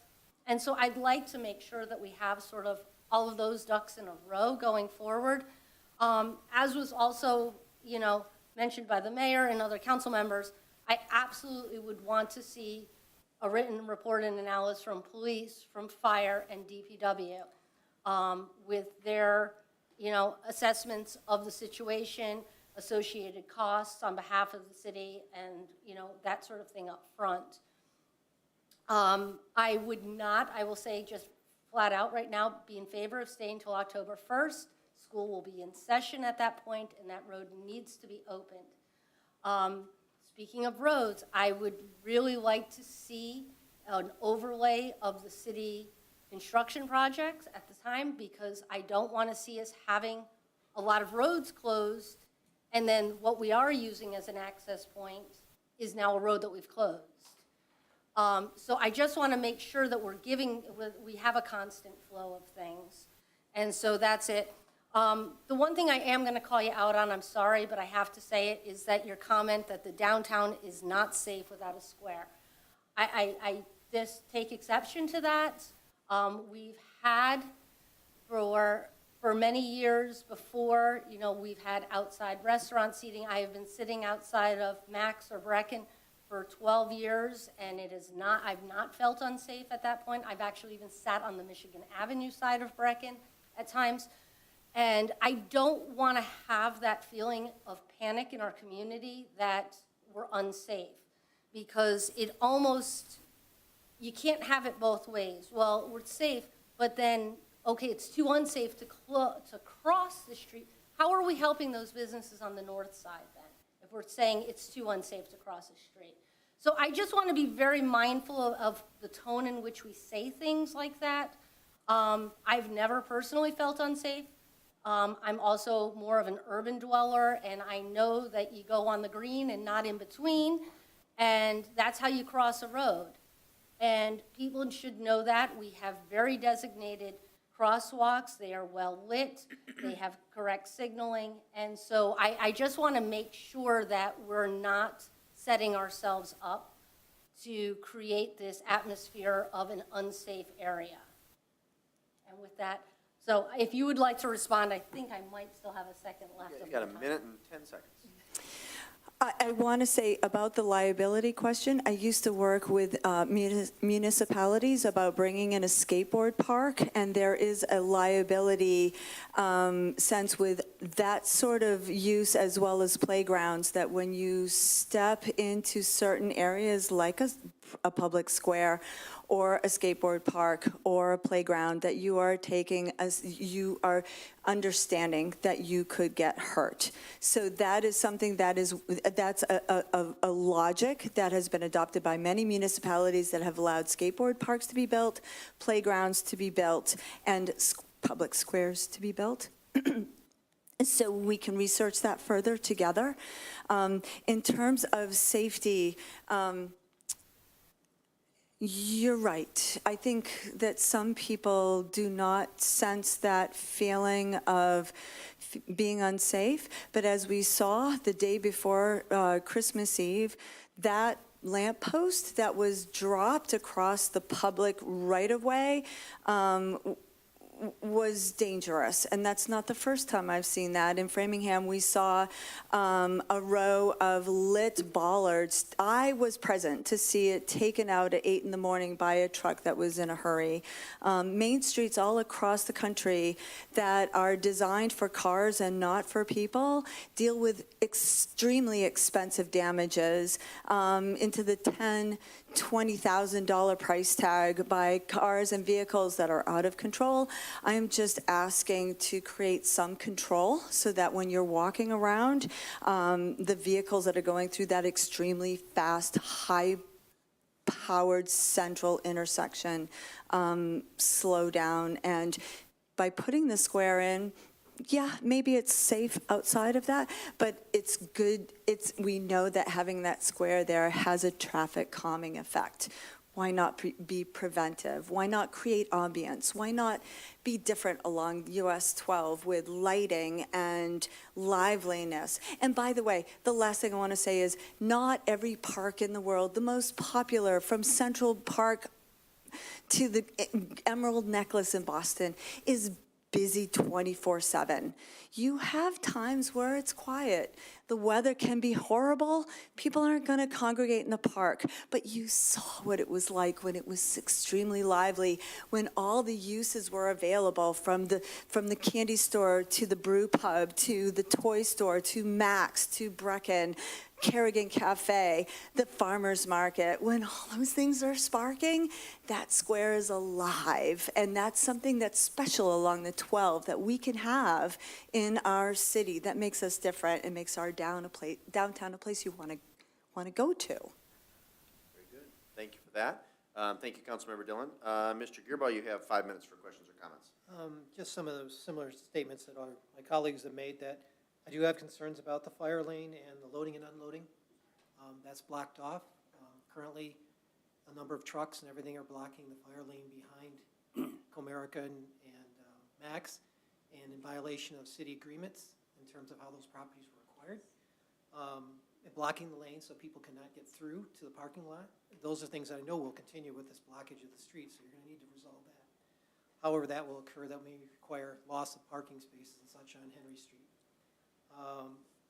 I, too, am concerned with some of the statements that are being made by Main Street, some recently in terms of the questions that were on the survey, trying to make the downtown sound like it was a death knell if you walk down that category where traffic and things. It has been that way. We agree there are safety concerns, but to have it promoted in the way that I read some of those questions was not only disheartening, it was disappointing. I think we're trying to promote our town, and we do have concerns, but to hear them slanted that way is inappropriate. And so I'm just going to make that comment about the survey. And also, there's been some statements made recently that not necessarily have been truthful or have the basis behind them. And Holly, I've mentioned that previously, and you know. And so I don't appreciate those kind of facetious statements or other things made at this time. As it goes in terms of the closing of it, I would rather prefer it be closed from a Thursday through a Sunday.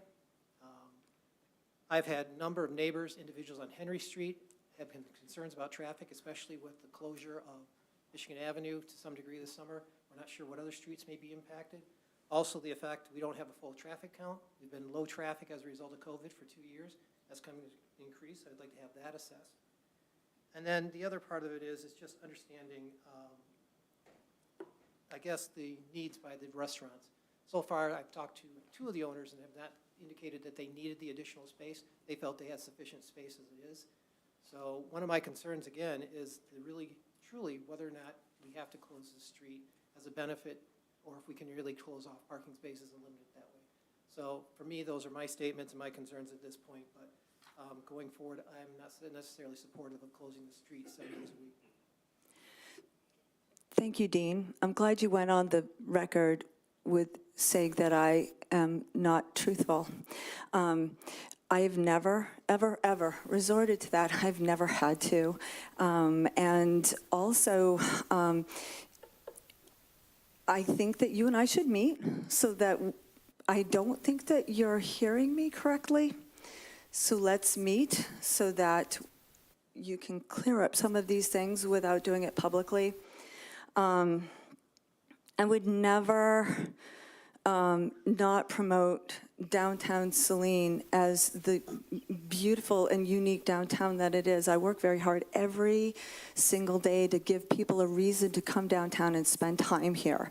I put a lot of extra effort into that on your behalf and behalf of the business and property owners in the downtown. I think I'm going to go back to the fire lanes. I think that if we have more of a regular sense of creating public space, that everybody will settle in and know. We have changed it every single year, and people have made mistakes in terms of the loading zones, but I always go up and I speak to them and correct them, and I think that actually we've done a good job of steering them the right way so that they're not blocking the fire lanes. I agree with you that they're very important, and safety is, for me, obviously the most important thing. I want people, walkability is incredibly important. And I was actually complimented on the questions, and I actually asked for advice from the city on how to word those questions. So it's really important for people in Saline to know that it matters to me that you have a downtown that the small businesses can survive, that they can pay their rent and they can have longevity. It matters to me that people can bring their families downtown and want to and walk around and be able to go back and forth. That back and forth is so important for urban planning and for downtown revitalization. I'm not trying to be obstinate or confrontational, or I'm really just trying to do my job, which is my expertise, which is revitalizing downtowns and supporting small business and getting them to the place where we don't have that turnover. So work with me, Dean. I want to work with you. I want you and I to be partners in supporting your properties and your constituents and your stakeholders. It's very important to me. So let's meet, let's work together. That's fine. And Dean, can I make a quick comment too? Yes. It wasn't the intention of the questions to be like, alarming and danger imposing. It wasn't the intention of the question. It was really just to get the community's feel for how they felt. And if you looked at the answers of the questions, the majority of people do feel safe downtown. They don't think the noise is a problem that keeps them from coming downtown. So it was good that we asked the question because we got the feedback that really wasn't a concern of the community. But they still wanted the square as a place to come and have a good time. Yeah, just to address those questions. Thank you. Thank you. Mr. Delorco, Councilmember Delorco, you have 5 minutes if you'd like it. Thank you. I'll echo with some of what's already been said. I will defer to the fire chief as far as what needs to happen with safety and fire lanes and whatnot. From the perspective of Monday through Thursday, in my experience and what I've witnessed and what I've seen, the space has been woefully underutilized. And as Council Member Kraus pointed out, take a lot of the heat for that when there's the roads closed, a road, a major thoroughfare for the city, harboring 5,000 cars per day, and there's 5 people sitting out there. And then we have businesses that refuse to extend their hours or open longer to facilitate more people coming into the space. And then the other issue that we confronted last summer was that the liquor licenses were a major issue. The success of this was predicated on the faith that they were going to receive liquor licenses to serve their patrons beverages during their dining times, and that did not happen. So I want to know from Main Street what the plan is for either facilitating that process or getting those liquor licenses in place before making this kind of proposition to the city. Well, we can't do it before. That's the problem with the timing. The space has to be dedicated. Okay, let me see if we can go back. You're right. Not every park in the world is busy 24/7. That's just not the way parks work. Most parks aren't situated on a major thoroughfare. There's lots of squares that are. Every single place that I've ever lived has had a square downtown. Central Park, there's no major thoroughfare through Central Park. I misspoke, but we have Victory Square in downtown Portland. We have squares all over that are, or commons that are used, and they're lively at different times of the day. I want to bring it back to economic development. I think that we're requiring a park to overperform, and again, it's not about what a park gives us. It's about what we give a park so that it's an economic development tool and a place for people to gather and come downtown. A park doesn't do all these things on its own. It has to have diverse uses around it, and it has to be, the weather has to be okay. It can't be a 90-degree weather day. Parks have those days when they're not full, but that doesn't make them less important, less critical, less valuable to a place. You're right. We did have, last year was different, and we couldn't foresee it. There were staffing issues that were confounded by COVID-19 and unemployment. But we got through that. It's a different year. We are still in recovery. Our businesses are still struggling. We still need to exercise our economic development muscles and our plans, and to approach this as community and economic development planners and specialists. This is an important time. It's not for me. This is for you. It's up to you. If you guys vote one way or the other, I will honor it. But in my expertise and the resources and the information that I have constant access to, that I read voraciously, that I'm passionate about, there are ways to create public gathering spaces that will be beautiful, a focal point that people enjoy, that 75% of the people really wanted to bring back, that will support our small businesses, our local character preservation, all the things that we as Saline Main Street, a 501c3 nonprofit who has its own bottom line, works hard. I am the one paid staff. I do have an intern. She's amazing. She's going to bring theater to the square from Eastern Michigan University. But what I want to say is we work really hard as volunteers and experts in the field to bring something interesting and modern and lively that you could be proud of, that we hope as city councilors could make this part of your legacy and your public service to the city of Saline. I'll do my best. I leave it up to you, but please meet with me and let me know how we can work together. We'll have to leave it there, Mr. Delacroix. I apologize. Again, we'll revisit this issue as an enumerated action item on April the 18th. If folks have questions or concerns in the interim, you may, of course, direct those to any member of staff or members of Saline Main Street, Holly, Jill, Larissa, And I think you heard some of our concerns and some issues you'd like to see addressed between now and when we reconvene in 2 weeks, but we will continue the discussion then. Yeah, and if any of you have any follow-up questions when if you think of them later, shoot Holly or I an email. We're always willing to answer We'll those do it. questions. Okay, thank you. Appreciate the presentation. We're going to move on then to the consent agenda. The following consent agenda would normally be adopted without discussion. However, at the request of any citizen or council member, any item may be removed from the consent agenda for council discussion. Mayor, I would like to remove item C-22-85 for discussion. It's the adult use marijuana application fee.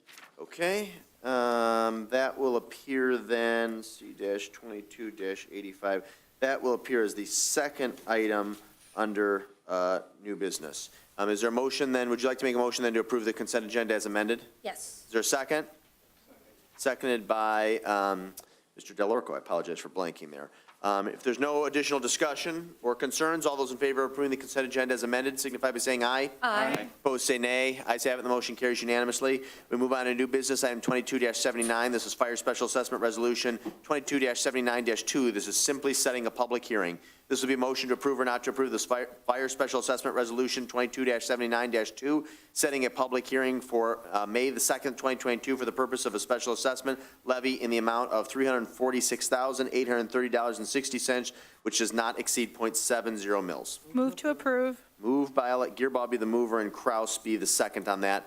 Assistant Treasurer Weberline, do you care to make any comment at this time? It's pretty self-explanatory, but. I will just note that the amount of the mill did remain at the .7 mil, but as we had some March board review value changes, that's why you'll see the dollar value is different than what was at the previous council meeting. Very good, thank you. Why don't you hang tight, Miley, just in the event that there are any questions. Are there questions for staff? This is just to set the public hearing. Just to set the public hearing. Yep, as you and I discussed actually this weekend, Mr. Delorico, obviously I have no objection to setting the public hearing, but as I haven't had the opportunity yet to review the proposed general operating budget for 2022, 2023, I'm not going to commit at this time to subsequently approving this. But scheduling a public hearing, affording the public the opportunity to speak to this issue is I think, more than appropriate, and actually required by law.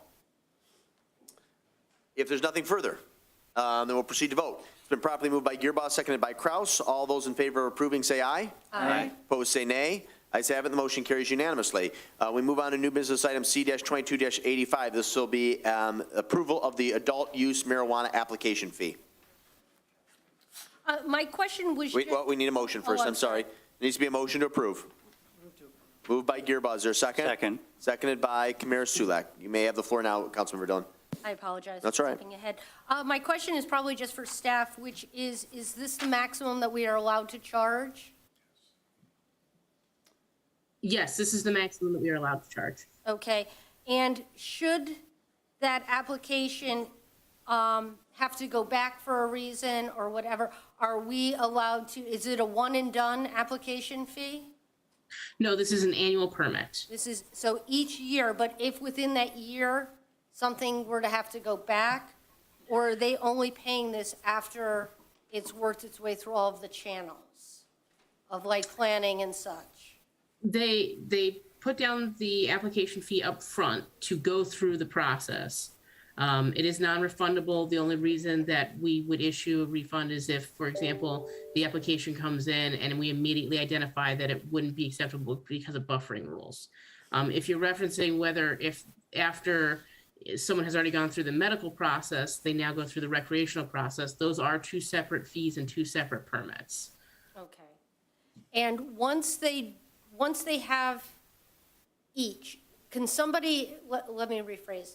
So on medical, they pay in year one, they pay their $5,000. Then also in year one, they get an adult use license, pay their additional $5,000. In year two, they decide to forego marijuana, the medical marijuana. That's fine, we don't, so then then they would relinquish that? Or do you foresee that once they have a license, they will keep those licenses forever to where we can, my end game is, can we estimate what our revenue source is going to be based on where we're allowing businesses, basically how many we're going to be allowing in? I mean, I can make a conservative estimate, and we have for our FY '23 budgeting purposes. To the question of whether we anticipate them to hold both a medical and recreational once the recreational is fully rolled out, that's more challenging. It really depends on the individual, business decisions of that particular facility. I do expect a good number of those facilities may be more inclined to just hold a recreational license, especially with the annual permit fee associated with the medical, if they don't have a robust reason to retain the medical. But at this time, we're not making direct assumptions about what those individual businesses may or may not do. And last question is, with this revenue, I know it is to offset some staff costs and such. It looks to be that it's just sort of dumping into general fund dollars. Do we have any intention of earmarking this money for future drug awareness programming, anything like that, and extra police services? Or is it just going kind of into a general fund of general funds? At this time, no. I would say realistically, we're working still out of a pretty big hole in terms of the legal services that we've incurred to get these ordinances up and running. So that's why it's hitting general fund at this time. Okay. Thank you very much. Any additional questions? Any subsequent discussion on the motion? It's been properly moved by Gearboss, seconded by Kamara Sulak to approve. All those in favor say aye. Aye. Opposed say nay. Ayes having, the motion carries unanimously. We move on to new business item 22-87, parking lot resolution. This will be motion to approve or not to approve resolution number 22-87, naming of municipal parking lots. Moved by Councilmember Delorco to approve. Is there a second? I'll second. Seconded by Kamara Sulak. City Manager O'Toole, do you care to make a brief comment?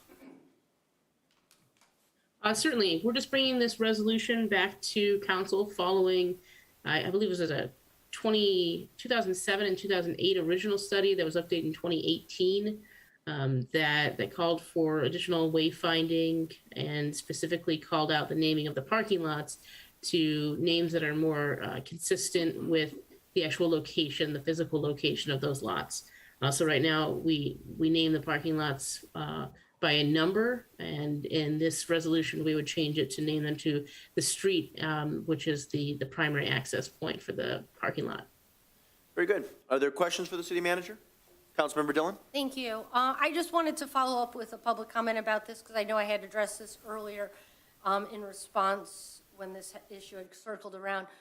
First, I have a little bit of concern with naming parking lots after the streets, in that here we have an East Henry and a West Henry. If you're driving into Saline, are you really going to know the difference between East Henry and West Henry? I'd like something associated in addition to that, maybe, there's the blue lot or the yellow lot or something like that that sort of helps. I just feel like I'm not quite sure about it. I don't know what the best avenue to go is. I know you had asked for suggestions. I'm not really sure. I mean, that's really not my wheelhouse, so I don't know if there was anything in the parking study recommendations from years ago, or if this is something that Main Street would want to chimed in on, or something like that. So Main Street did chime in. These same parking lot names were adopted formally by their board as well. I would believe that was about a month ago now.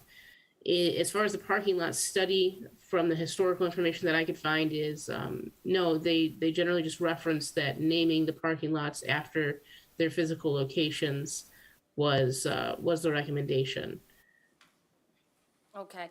The second part of my question was about the wayfinding signage and just that continuity aspect of it. That was one of the big things that came out of the Main Street branding study, was that, wow, you're a really small community that has an awful lot of logos and different designs and color patterns and such. And it's like, it's sort of like each in his own silos. I know that we did do some wayfinding signs already for our industrial parks, and that in no way matches what, like, our current logo the downtown thing. So I guess I just want to make sure that we really are thoughtful about it before we start putting money into it. And that was also another piece to the street naming, the parking lots being named for streets, is that those are sort of very long names. And how does that adapt in a sign to, how that's going to look? I just want to be very thoughtful about it because I feel like this is sort of a one and done. And I want to make sure we get it right the first time. Sure. So by adopting this resolution, I'm not asking council to commit to any specific branding or design. I was fortunate enough, Holly Andrews with Saline Main Street put me in contact with the individual who assisted with their rebranding efforts. And that individual was willing to kind of take that same format and offer to do some updated signage for us. So I'm just waiting on that information to get turned back around to me. So I do expect we'll have a different design option to look at for the actual signage once that's prepared. I really very much appreciate that. I know that long before you came here, I think it was very, very early in my tenure, it may have even been before I was actually on council, there was a movement that we needed to better identify our parking lots. So someone had proposed, why don't we use the internationally known blue P for parking? So we bought some signs, but then we also have green parking signs. And so it was very confusing to people. It still is, does the blue mean that those are handicap lots because it's that shade of blue? And then what's the difference between a blue lot and a green lot and things like that?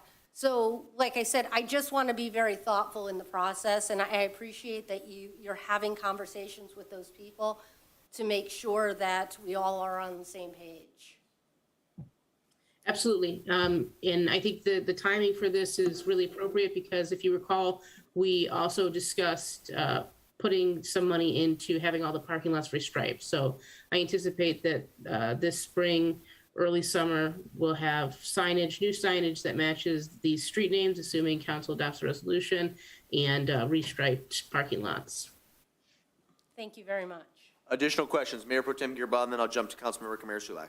Just one quick question. In the resolution, it says that, we're going to identify all these parking lots except one to be 3-hour limits. We still can't enforce that, can we? Well, I mean, other than through direct monitoring, no. What that is, I suppose, another battle for another day to figure out the enforcement mechanism for these facilities. But the intent is just to hopefully have the public follow a 3-hour period. Correct. Right now, we have a 4-hour limit. It'd really be what the signage states. That's So what I it's wanted to clarify, that we are yeah. going from 4 to 3 hours, and then that the new signage will say that. Correct, and that's consistent with the recommendations of the parking study. And then one last question, will all of this be part of an overall wayfinding budget again, or just these signs? I don't know if we have the funding identified for all that, so. Yeah, at this point, I don't believe we have any funding identified for broader wayfinding. And I suppose we'll kind of circle back to that conversation once I have designs to actually look at to discuss where we want to see this incorporated, whether we want that, to be the branding across the community as a whole, or if that's more of a downtown specific brand.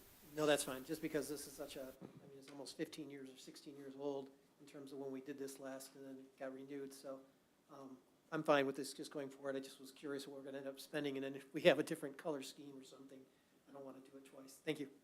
Councilmember Kamara Sulak. Yes, thank you. Where are we going to have the, like the maps of where the parking lots are located? And I assume that we're going to communicate that on our city website and social media of where the parking lots are located and the names. Where are we with having the location where people can go and say, oh, here's these different parking lots are in these locations?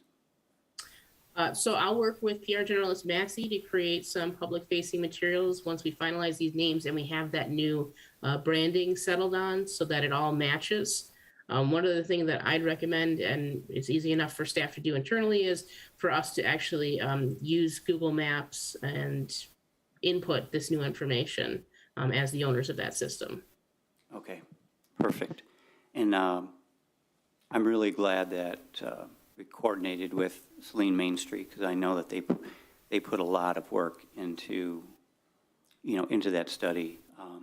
So it's good to know that they had strong input on the parking lot names being streets, and feedback that I've gotten from people is that it makes sense and that they know what east and west is.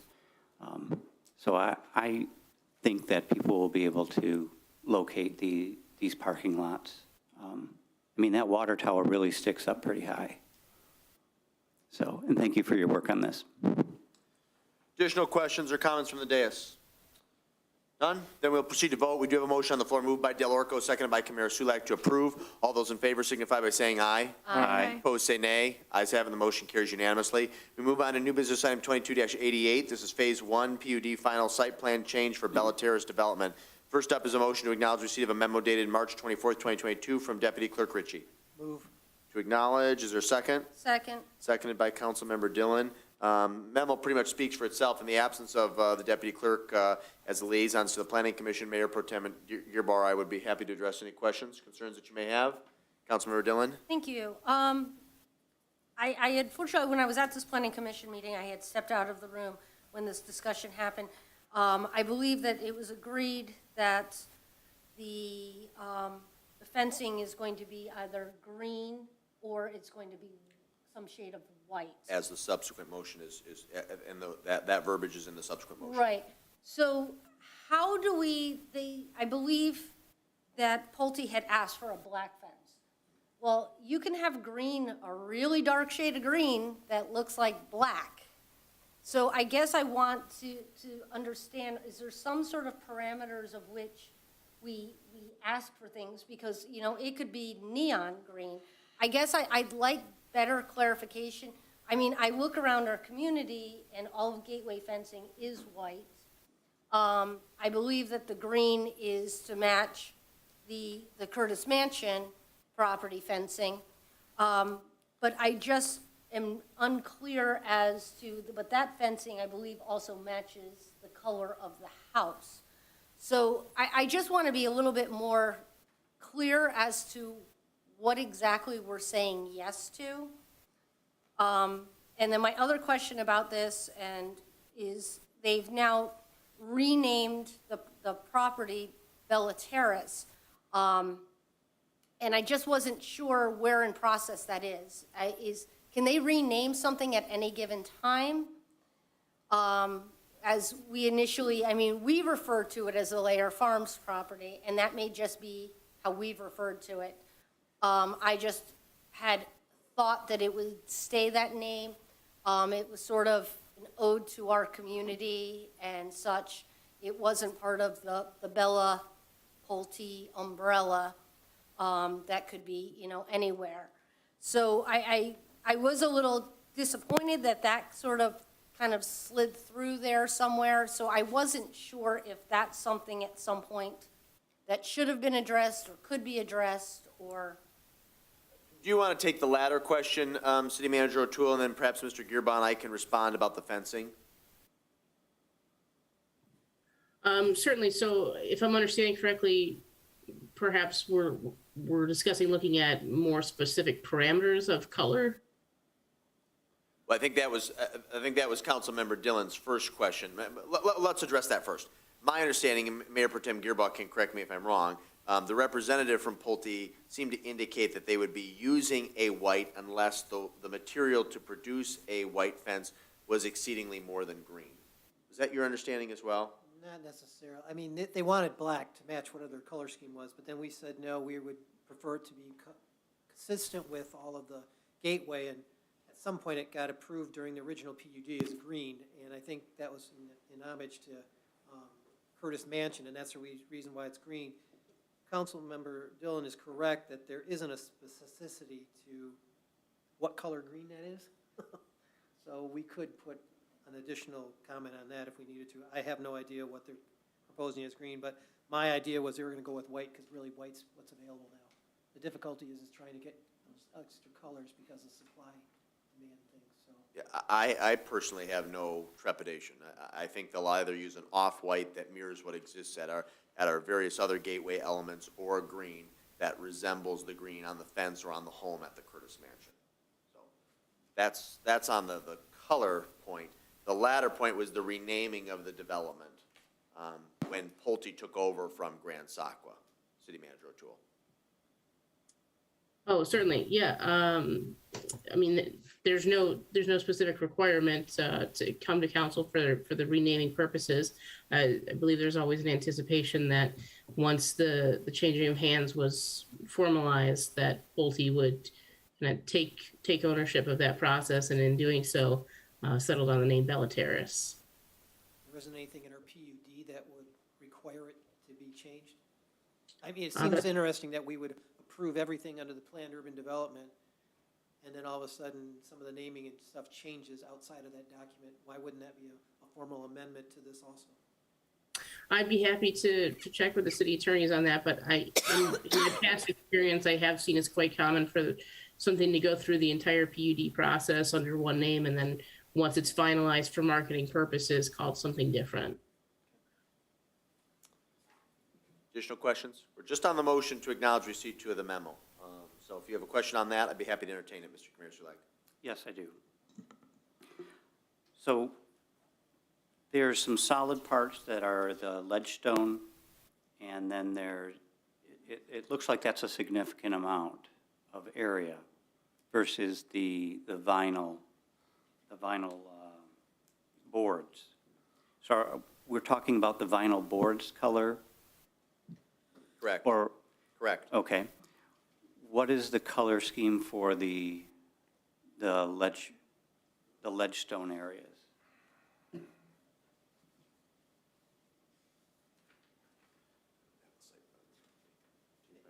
I believe it's the same color as the rocks that are, Yeah.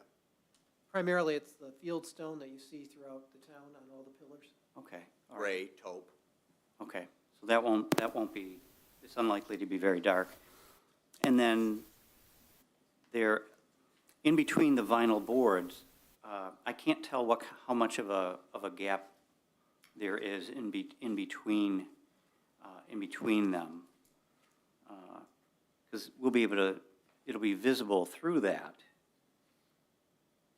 And while I don't want black, the color black, it looks like a significant amount of open area sandwiched in between the 3 boards. And so I don't know if that drawing's to scale as far as that gap space. But I think that would help mitigate the darkness if the boards are a darker green. But I'm not opposed to defining the shade of green. Any additional questions? There a motion on the floor, moved by Gearboss, seconded by Dillon to acknowledge receipt. All those in favor say aye. Aye. Opposed, say nay. The subsequent motion will be a motion to approve or not to approve the application from Paul Scheck of Pulte Homes, Michigan LLC for final PUD site plan change for Bella Terrace, formerly known as Lair Farms, to change the color of the fencing to allow for the option of use of green or shade of white that mirrors other gateway fencing within the city of Saline. Motion to approve. Moved by Kamara Sulek to approve. Is there a second? I will second. Seconded by Kraus. Is there any additional discussion? Mr. Seal? So if we approve this, we're approving what? Any particular shade of green? Are we going to specify the shade of green that exists on the Davenport house or the Davenport fence, or are we going to just leave it to their interpretation? Well, the way the motion is worded now, it would just be green to their interpretation. I don't know if staff, specifically the city manager or others for that matter, have an idea as to the shade or shades of green that are used on the Curtis Mansion property. That's not my vocation. It's not my expertise. But if you wanted to be more specific, as long as the verbiage was appropriately worded and it was accepted either as a friendly amendment or a formal amendment, the motion can certainly be modified. Can I make one point? Certainly. If I'm reading the memo correctly from Doug Luan, it clearly states in there, the approved design was for green vinyl posts and boards, which choosing to replicate the perimeter fencing of the Davenport house on Michigan Avenue. So it already is identifying it in the actual Memo. From Carlisle Boardman? Yes. Yeah, okay. So if clarification is, it's already there, if you want to, I mean, the motion could be adjusted for that, but it's clear it's supposed to mirror that fencing of the Davenport. Davenport. That, that's a condition, or is it a recommendation, or just No, a that's, statement? that's the statements made by our attorney, or by our planner in the memo that he sent to us as part of the attachment, which would, I believe, would be part of the design standards as in Correct. the actual agreement when they submitted their preliminary final site plans. So if I may, certainly. perhaps the easiest way to deal with this is to approve it to be white or as previously approved. So that the language is consistent with what was already approved in the PUD, the green that's specified to match the Davenport. Okay, so to change the color of the fencing to allow for shade of white that mirrors the other gateway fencing in the city of Saline, or a shade of green as outlined, As previously approved, as yeah. previously approved by the planning commission. I'm comfortable with that. You're comfortable with that? Same. Councilmember Kraus, are you comfortable with that? Clerk Royal, did you pick up on that modified language that City Manager O'Toole just articulated?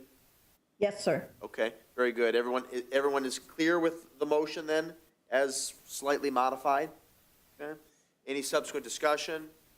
There is none. All those in favor say aye. Aye. Opposed say nay. Ayes have it, the motion carries unanimously. We move on to new business item 22-89, Henry Street Water Tower Repainting and Repairs Project. This will be a motion to acknowledge receipt of the March 28, 2022 letter from Dickinson Engineering and to approve an award or not to approve the repainting and repair project of the Henry Street Water Tower to LT Painting in an amount of $158,650. Move to acknowledge and to approve And to award, Mr. Gearba? an award. Thank you. Is there a second? Second.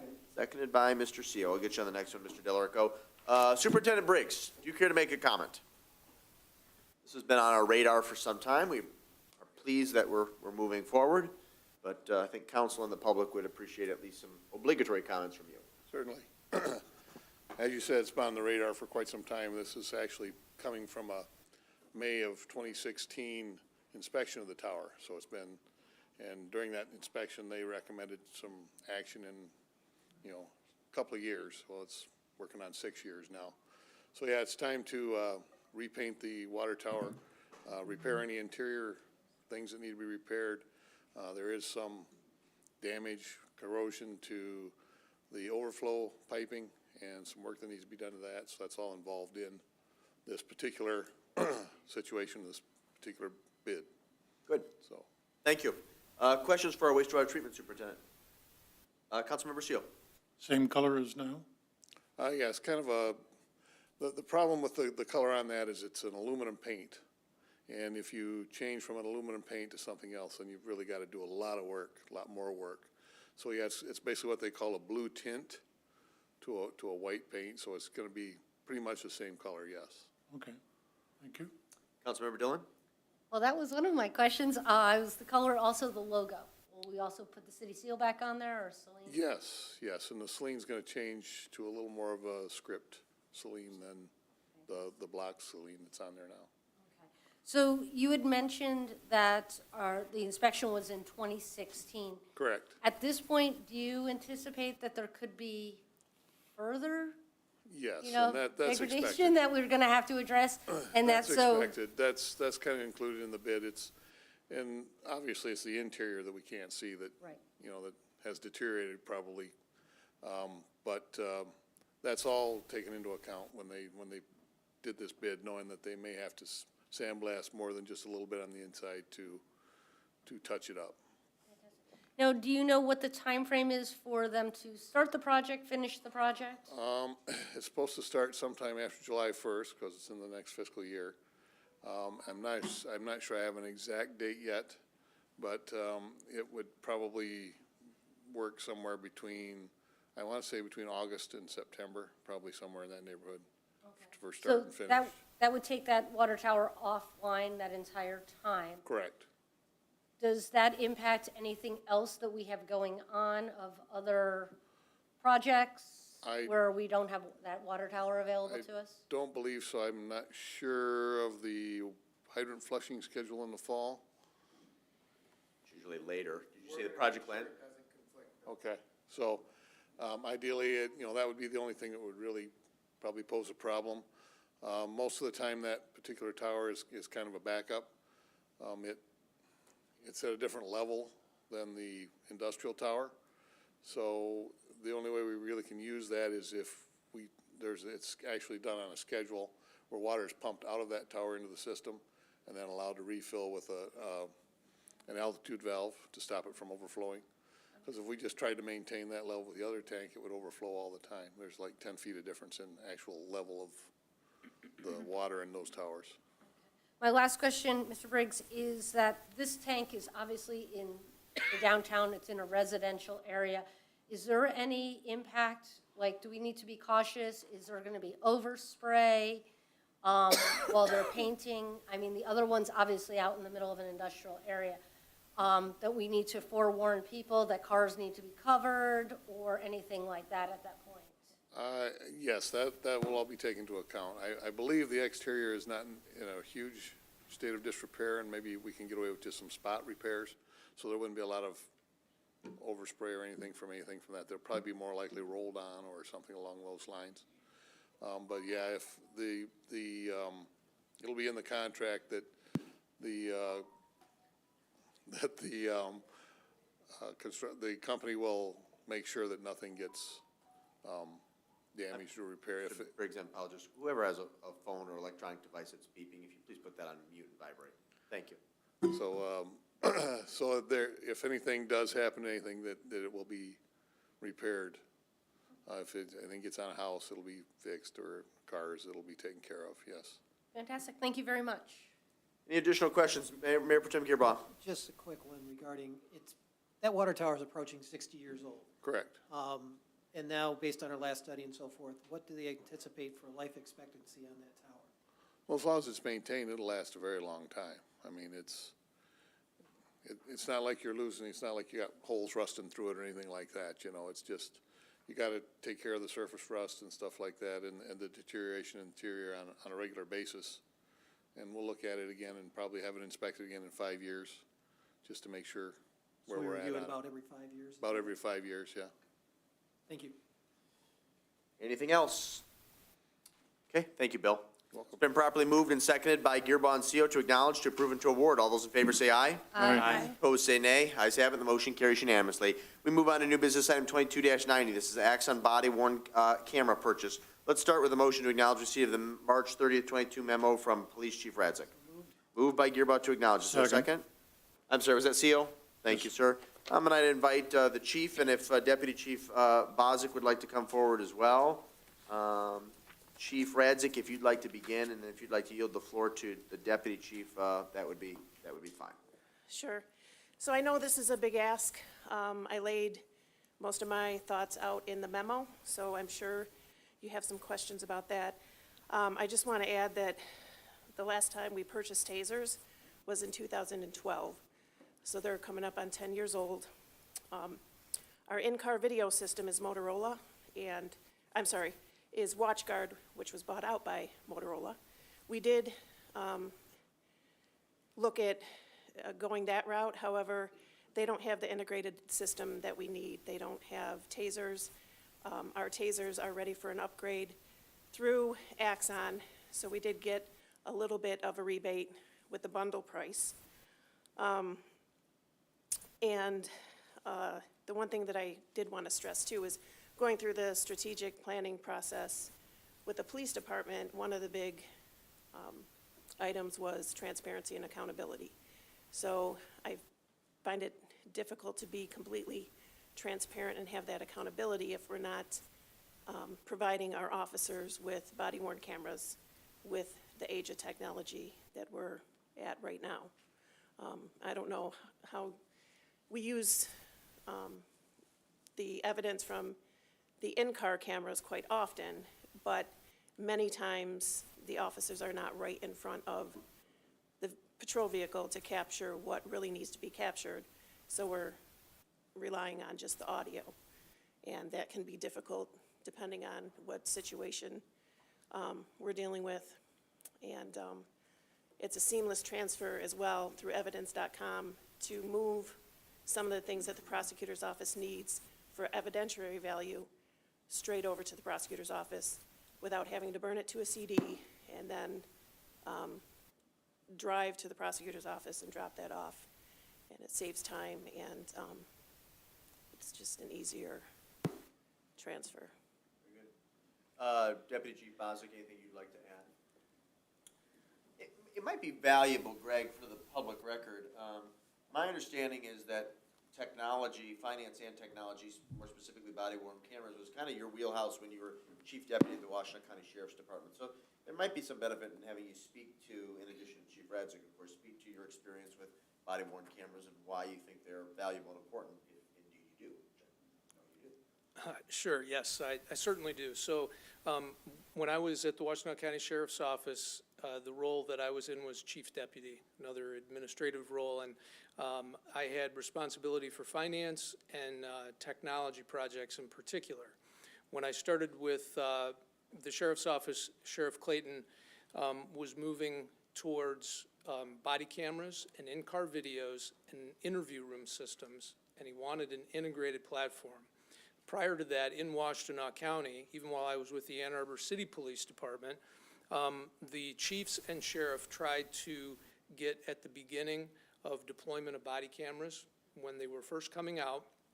The product at the time that was chosen after evaluation was from a company called L3.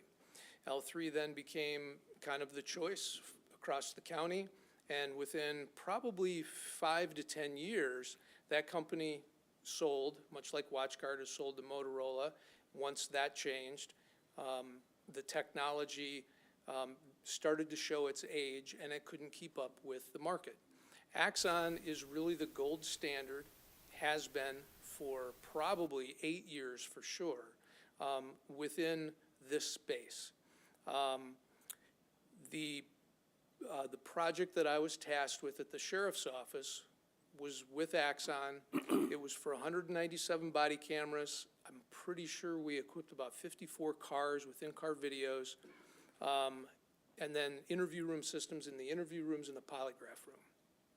Now, having said all that, the key here is that Axon is the company that provides, almost without exception, conductive energy devices, the taser, stun gun, however people want to see that. What Axon has done is they've been able, because that's really proprietary, they've been able to build on that and build this cloud-based solution, which they call evidence.com, which is very innovative and brings together things that you simply cannot get by trying to get your body cameras or your in-car videos from one vendor and your conductive energy devices through taser. So for instance, in this proposal, correct me if I'm wrong, Chief, part of this bundle includes updated tasers, which now have, so I don't believe the model that Saline Police uses right now has a new power supply in it that essentially has a Bluetooth transmitter. All right, so now in the sheriff's office, for instance, if a deputy removes that taser from the holster and takes it off of safe mode, that sends out a Bluetooth signal that turns on those Axon body cameras if the deputy has not had the opportunity to manually turn on active recording. And within 30 feet, it would turn on other deputies' body cameras and Axon-equipped vehicles for in-car video. What Axon has really done is taken a look at the whole picture, the big picture. Also in this proposal is a device that fits on the outside of the holster of the firearm itself. Now, I'm not aware of any other manufacturer that has, well, they certainly can't connect with taser to allow the taser's functionality to turn on body cameras and in-car video cameras. On top of that, they've added a device now that fits on the outside of the firearm holster. So if a police officer equipped with an Axon body camera starts to remove the handgun, you don't even have to take it all the way out of the holster. Once the metal of the gun rises above where this sensor is, it sends out that Bluetooth pulse, and it also turns on the body camera. And again, if we had a car within 30 feet of us, it would activate it as well. I know that's probably too geeky, and a little bit in the weeds, but the fact of the matter is that what the proposal here does is brings the gold standard, and we're just talking about a few of the pieces of video technology and some of this advancement with cloud-based storage and distribution. And as the chief said, the key is, and we're at a point in time right now where, because the Washtenaw County Sheriff's Office, the City of Ann Arbor Police Department, I'm pretty sure Pittsfield Township now has transitioned into Axon. The prosecutor's office has a real difficult time receiving digital video evidence from any other law enforcement organization in the county if it is not Axon. And again, I could geek out a little bit more and go into the weeds on what that means, but, in sort of a nutshell, that's been my experience in this space, and in particular with this Axon architecture. There's really there is no way to piecemeal these devices together to make them work as seamlessly as Axon has put together.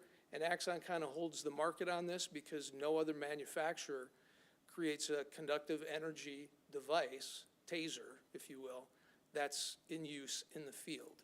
Certainly that's not integrated with anything else. So was that helpful, or was that too much? It was pretty good. I'd say that's pretty good for your first day. Okay, all right. I knew it could go either way, so I wasn't too sure. I think it gets a thumbs up. That was very helpful.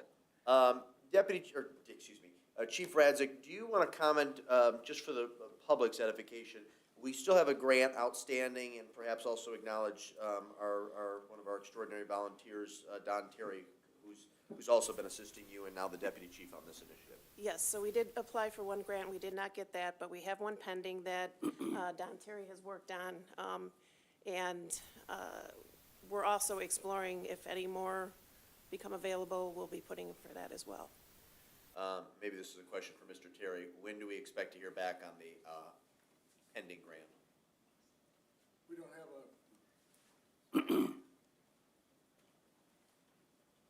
we don't have a specific date for a final decision. We are currently on a waiting list. As with most of these federal grants pertinent to this subject, they get far more requests than they have the ability to present all at once. The fact that we even made a waiting list is a substantial improvement from some of the other responses we've received. Good. Okay. Appreciate that. Thank you, all three of you. Questions for Chief, Deputy Chief, or Mr. Terry? I'll start with Councilmember Kraus. Thank you, Mayor. Probably for either of you, but I'm curious, because I like the geek stuff. If you're with another jurisdiction, will it also trigger the other jurisdiction officers' body camera as well if you pull the gun or the taser out? As far as I know, it will. We never tested that with the sheriff's office deployment because the sheriff's office was the first in the county to deploy. And I've since gone, and I'm not sure if we've had any instances where I could tell you one way or the other. Yeah.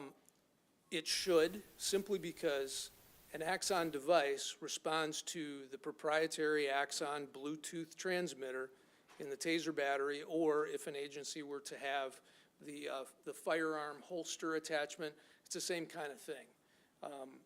To my knowledge, it matters not. So if you all are from different police agencies and you come to a scene and someone activates their taser, and when I say activate, I mean even just taking it off of safe mode. They don't have to pull the trigger.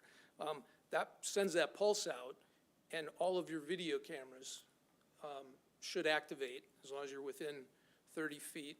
I believe it is. And that's a finite period too. It doesn't continue to send the pulse out indefinitely. So if backup's coming from 10 minutes away, by the time they get there, that Bluetooth signal is probably stopped, but by then, everybody on scene should have cameras activated. And it's really designed to help in the moments of stress.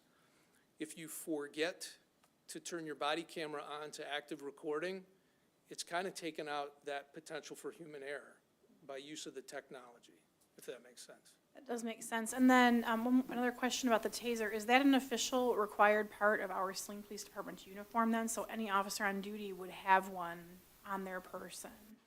I believe so. Yes. Okay, and we don't ever have more than 8 at once out there, special event, or, I'm worried about, would would only have 8, period, right? Well, we asked for more tasers because the way that it operates now, officers are sharing their tasers. And I don't really like that model. I mean, if you train with your handgun, you should carry your own handgun. If you train with your taser, you should. So does this give enough money for each officer to have Yes. his or A- her? And Okay. a few extra in case there's, Okay. one goes down. Because that's or needs to be industry repaired. standard, I assume, right? Because you think you would have to get to know your weapon? Correct. Okay. And the warranty, are there warranties with these? Or how long what's the life expectancy on these? Both the cameras and the tasers? So we get a refresh. It's a 5-year contract, so technically at the end of 5 years. 2 years, and I believe is it 5? 5 years, you get a refresh, which means you get a free upgrade. After the contract is up, it would just be basically the cost of whatever new equipment is out. Now, it doesn't necessarily mean as long as it's working, that we have to revisit this again quite like this, which is where we're at now with the watch guard. But Axon, is the deputy chief spoke to, is a very reputable company, so I'm sure they're gonna be around. And you don't have to- Okay, and then one last question. Do any of the departments around us not have the body cameras? Like, to me, it seems like it's pretty standard nowadays. It is pretty standard, and actually, Pittsfield just recently went with Axon. They didn't have body-worn cameras prior to that, and even Chelsea has body-worn cameras now. City of Ipsy? Yes. So in Washington County, probably everybody then, right? As far as- Like, I won't Ipsy quote does, you on it. Doesn't Ipsy? I'm not actually, Yeah, now I that I believe so. said- I think, having just come from U of M, the Division of Public Safety and Security, the police officers are carrying watch guard, but they too are faced now with an aged product. And they're looking, as they evolve and replace the technology, to transition to Axon. In fact, I think the week or 2 weeks before I left, I met with one of the deputy chiefs there and a representative from Axon for their interview rooms, because their interview room system, which was not even WatchGuard, I don't even know what it was, but it broke. And they've been using body cameras now as ad hoc video cameras in interview rooms. So they too, as they transition, are looking to transition to Axon. And I know that this sounds like I'm an Axon salesperson, but I'm really not. I'm telling you from experience and having to really dive into this space, that good, bad, or indifferent, I mean, they're the best reputable, most advanced company in this space. And the other thing that you might see different is that, like if we look back to when we purchased what we have now, it was kind of an old model where you put a lot of upfront cost in that first year. You have a few years of lesser cost, but inevitably you're faced with having to replace everything within probably 5 years. And with technology, 5 years is a real stretch. The reason that Axon has really kind of put this model of business together, it's for a few reasons, and we're seeing now that the other manufacturers are trying to follow suit.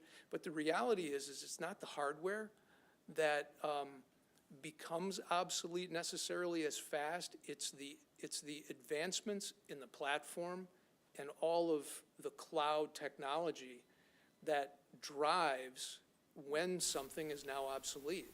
So if you keep your body camera for 5 years, you really put yourself at a disadvantage because you're not able to necessarily keep up with the advancements of the signal technology, right? If they tweak that, that might require an update to a piece of hardware. So you can't go longer periods of time, much like we're all used to. You know, it's just a whole different approach. And we're seeing that in public safety and policing with pretty much all kinds of technologies, vehicles. You know, it's really just a changing world with the speed at which the tech changes. Well, thank you for that. I'm supportive of this, both for the public safety and for our officer safety. So I will be supporting this. Thanks for the time. Very good. I'll go right down the line if anybody has any additional questions.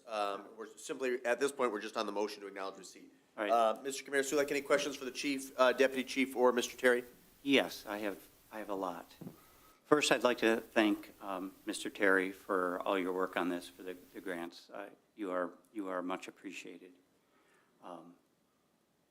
And I like this technology. I think we're, to be honest, overdue on having body cameras in this technology. I'm more than happy that this is your area of expertise. It just feels fortuitous that you are so knowledgeable about this. I feel like I would buy this from you. You know, you're that good of a salesman. But in all seriousness, this really is helpful to understand the importance for the transparency and safety of our citizens and our police officers. A couple questions. With the tasers, so you said it has to be taken off safety for it to activate. So it's different than pulling a gun out of the holster, where then that turns it on. But it's only if the safety is taken off of the taser? As I Right. understand it, yes. Now, again, being day one, I didn't talk to the rep in depth about any changes in particular to that technology. That's how it was before. A taser could be unholstered and not turn on the cameras actively. Okay. Again, that's something that the chief and I can follow up with if you'd like some follow-up. I think it'd be good to know. Okay. Because it seems like it would be the same, you pull it out of the holster. They both have holsters that it would activate the cameras. And then once they're activated, how long do the cameras stay on? Is there a certain amount of time or until they are turned off?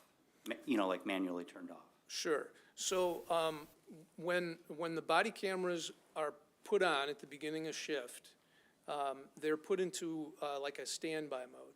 Okay, so it's doing I think it's a 60-second recording loop overwrite. Okay. When an event occurs, or you anticipate an event, it requires manually pressing on the body camera to activate active recording. So the cameras should be recording at all times. Once they're activated, they won't shut off until you manually turn them off, or if it went for hours and hours, the battery were to die out.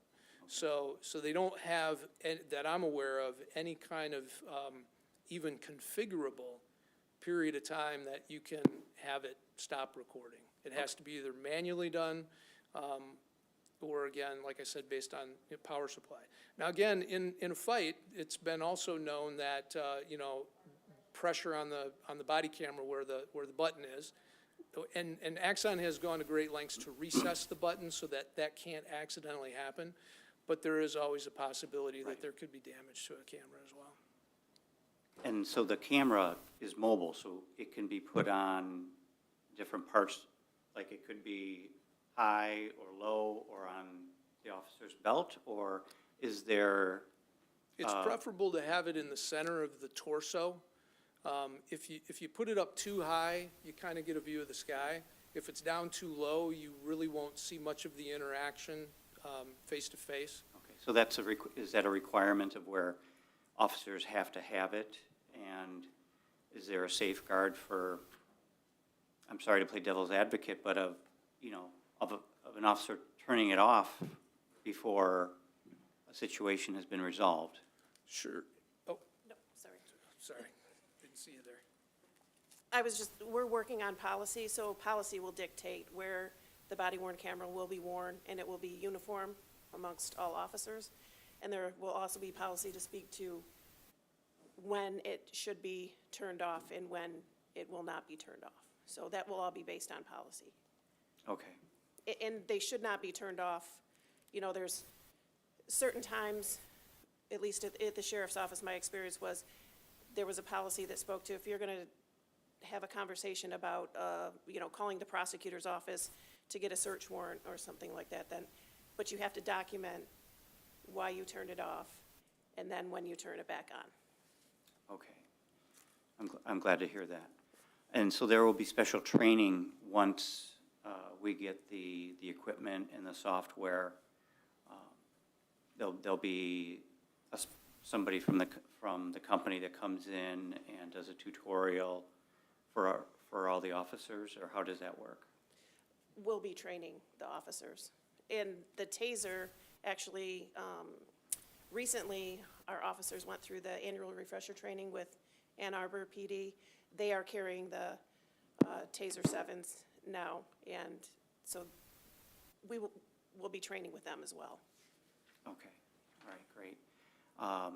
And this is the latest and greatest model of the, I know you said gold standard, for the TASER and the camera cloud-based recording system? Yes. Okay. I am really happy to hear this, and I fully support this. About how long will it take until we have it we have the cameras in use? Correct me if I'm wrong, I think it's in the paperwork. It'll be phased. The paperwork that you have shows that if this is approved, page 5, May of 2022, we'll be phasing in the body-worn cameras and the tasers. And then after that will come the fleet with the in-car videos and, Okay. That sounds pretty quick, like it's a pretty quick yeah. And install. we're working on the policy now, so Okay, we'll have to have that obviously before we go live. okay, great. Thank you very much. And like I said, I 110% support this. Thank you. Thank you, Mr. Seal. Any questions? No questions, just a statement. Thank all three of you for the work you've done on this, and I'm fully in support of it. Very good. Councilmember Dillon, any questions? I do have a couple. You'll quickly learn I always have questions. So first, I just want to say thank you for upping the number of tasers. I am a firm believer that equipment like this is not shared equipment. It is, user needs to know it. It needs to be their own. So I really appreciate that aspect of it. I guess I'll start with, first, what happens that causes a taser to expire? That, we have to take them out of service? I think the deputy chief can speak to that, but basically the warranty is, and the technology. So, for instance, our old tasers have the different cartridges in them. This, I think it's 3.5 feet, I believe, is the tasers that we're currently carrying.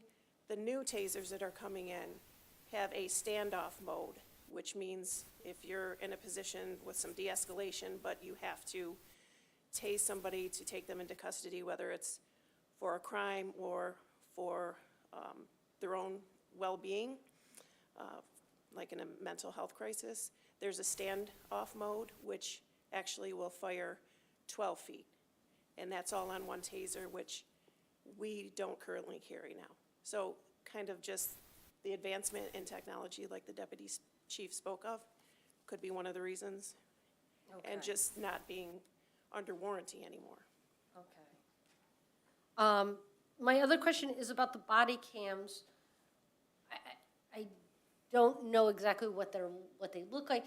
Do they add any weight or girth? I mean, you guys have already got so much equipment on, and now you're wearing vests, and then you add another piece of this, and then you try to put a seatbelt on, across your chest. Is there, at what point is it too much for the officers? I mean, there's always going to be that next level of equipment, safety equipment, but I want to make sure that we're equipping them, but we're also not hindering them with weighing them down with too much. I'll let the deputy chief speak to that, since he worked on this at the county. It really does not add much weight or girth. So I'm going to go by memory. If this were a body camera, it would be about 3/4 of the length and maybe about this width. It attaches with a magnetic mount that fits nicely beneath the uniform. So it's easier to put at different points of the body, but, quite frankly, any of the deputies that you talk to, if you do, or really any officers who are using a body camera, none of them from really any of the manufacturers create any hindrance to doing the work. It's not heavy. It's really not in the way of anything. And again, especially if it's center mass, it doesn't get in the way of reaching for equipment or anything like that. And once we get these, we'd be happy, wouldn't we, Chief, to bring some to a council meeting and let you kick the tires and just kind of get a sense of what they are, because they're pretty straightforward. From the time they come in to the time that we train staff, we can have these in the field in a matter of days. The most complicated part is making sure that we have the docking stations connected to an internet connection so that at the end of the shift, when an officer places it in the docking station, it automatically sends the video up to the cloud. And if we want to look at it down the road, they're also cellular wireless capable. So it's not the preferred method of offloading video, but if we had a critical incident, it would provide the ability to not wait until you drive back into the station to be able to get the video up to the evidence.com cloud. So again, and these are the kinds of advancements, by the way, that require a change in the hardware. If we have old version of the body cameras, we can't take advantage of some of these new advancements, such as the cellular technology. Of course, there's an additional cost, but the point is that the technology advances every 6 months almost. So. No, I appreciate that. I do want to mention that in the past, in years past, previous police chief from several years ago was not in favor of body cams and actually had really discouraged his body from investing in them because he was afraid there was invasion of privacy issues and issues like that where, at some point you're going to be in incidents where you're seeing people at their worst. And now that you can FOIA all of that, there's always that aspect of it. And so, trying to balance out personal privacy with protection, I think is still, for me, a little bit, I want to make sure everybody's safe, but at the same time, I do understand that element of privacy for people in what you're going into their homes. So I guess understanding what rights the public has when it comes to body cams. So all of this is governed by FOIA, and one of the good features with the Axon bundle is that it comes with redaction software. So if somebody FOIA'd anything, it's very seamless for the FOIA coordinator to go in and block out faces, and certain things can't be released. So, you have to just fall back on the FOIA, but none of us want to release video where people are at their worst either, so. Right. No, absolutely. I just wanted to make sure that people didn't have any rights. So you actually just led right into my next question, which was, we're purchasing, it looks like, 20 licenses for a redaction assistant. So how does that work? Because is it one person, as you just indicated, a FOIA person? No one can go in and edit a video, correct? Correct. You have one administrator, or you can have as many administrators as you would want, but the policy would speak to that as well. There are that many licenses because you have to have each user on a license for their video to be able to be redacted. So we were actually just talking about that earlier. We would have a couple administrators in command that you can switch users around. So say, for instance, if Lori was to retire and a different FOIA coordinator came in, you can switch the user to the new person. But officers would not be redacting their own video.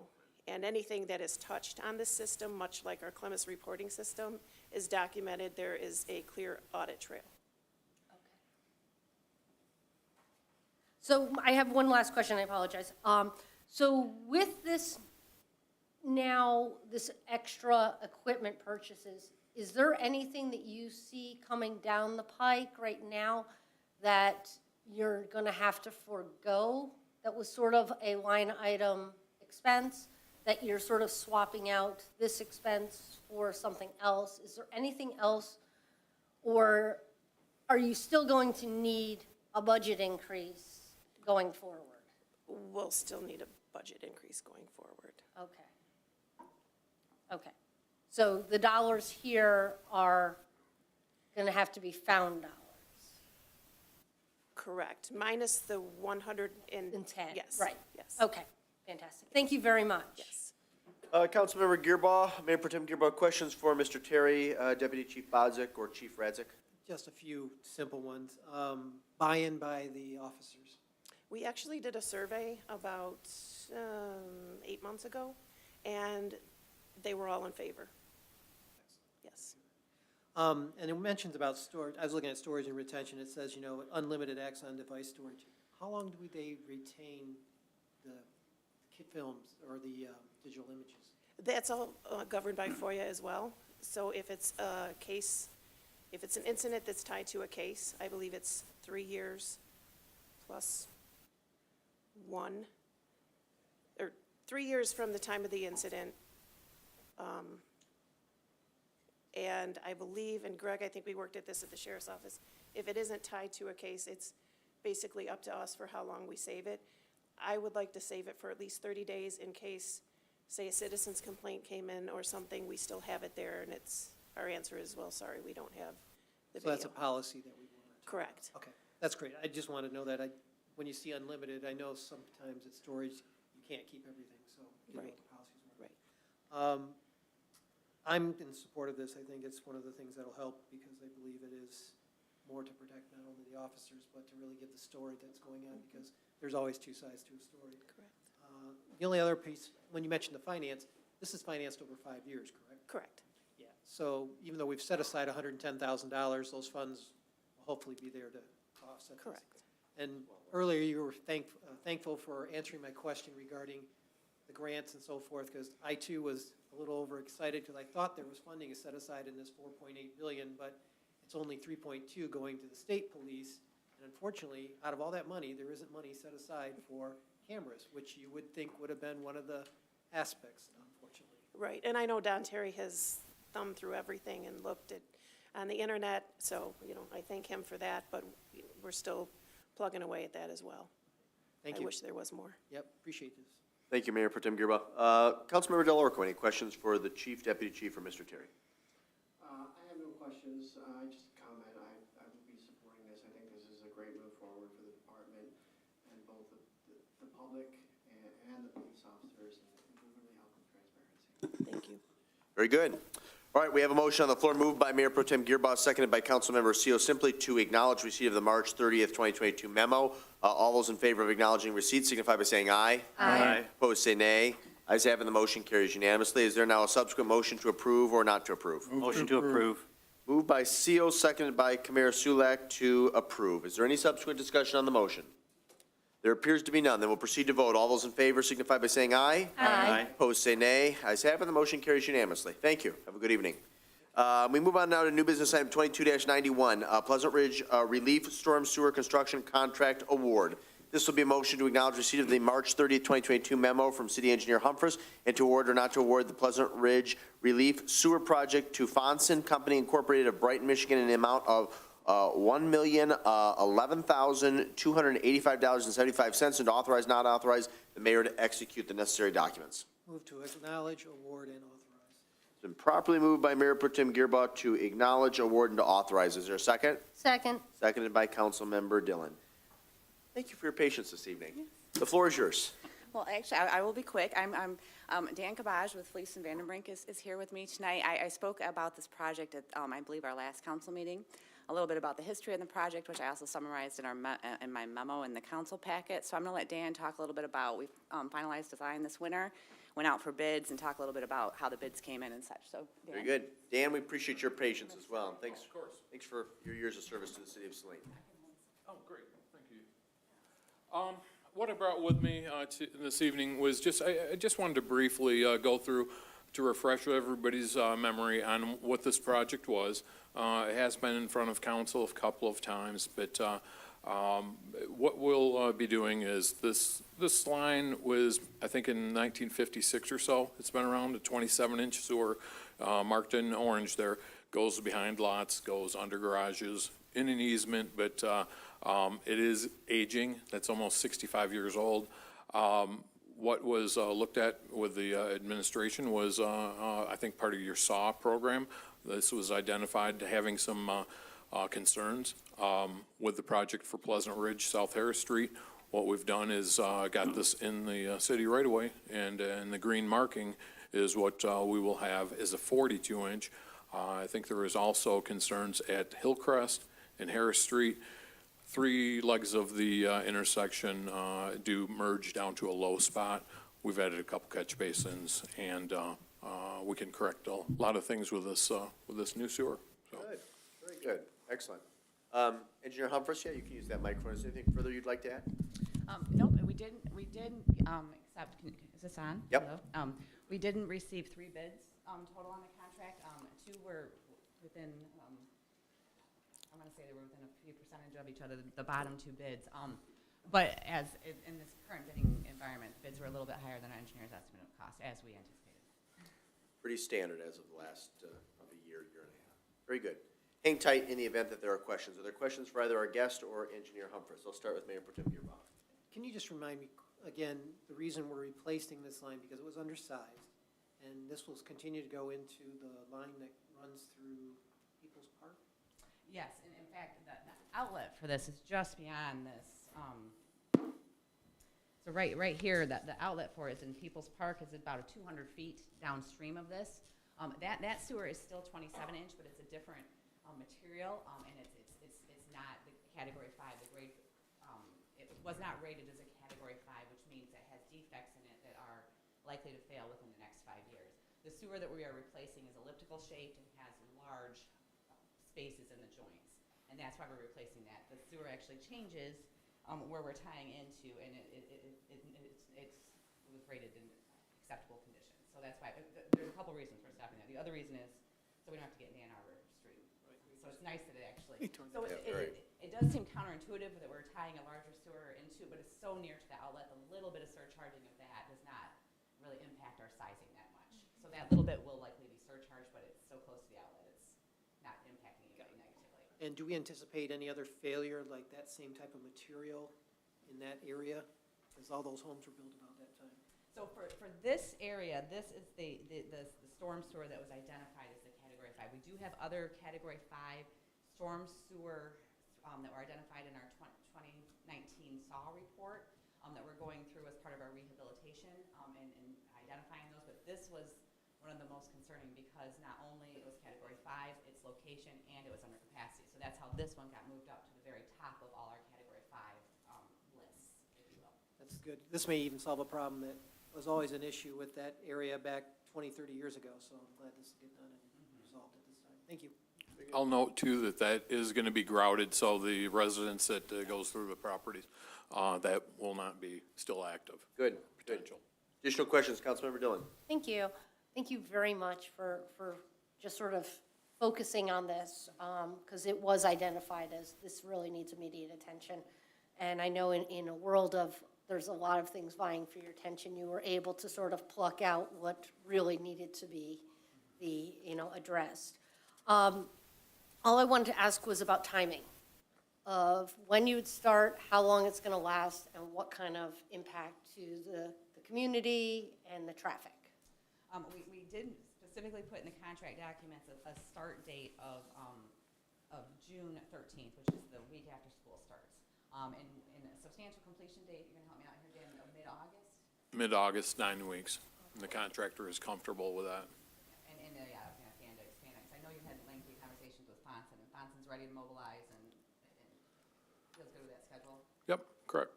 And this is all happening in the right-of-way, not in the roadway, correct? Well, the storm sewer is 42-inch storm that we're putting in, so yeah, it is underneath the road, and it's taking up half of the length of the road. So like Pleasant Ridge, where it's boulevard, that whole half will be replaced, and then it goes up Harris Street to this intersection here.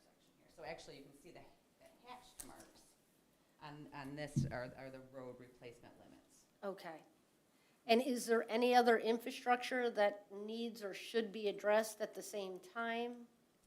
So this is actually the very last piece of what started as the 2020 Streets project. So the project that was completed last summer did Hillcrest, did Lawson, did the sanitary sewer, did some water main there. We actually relocated some of the sanitary sewer right here so that this storm sewer could be properly relocated. So that was done ahead of time. So this is completing the small corridor, if you will, of the utility improvements in this area. Fantastic. Thank you very much. Additional questions, Mr. Kamir Sulek? Yes, thank you. So will this start on one end or in one place and then work its way down? So the inconvenience to residents will be, as little as possible? And will there still be like one lane going through on the streets while the work is being done?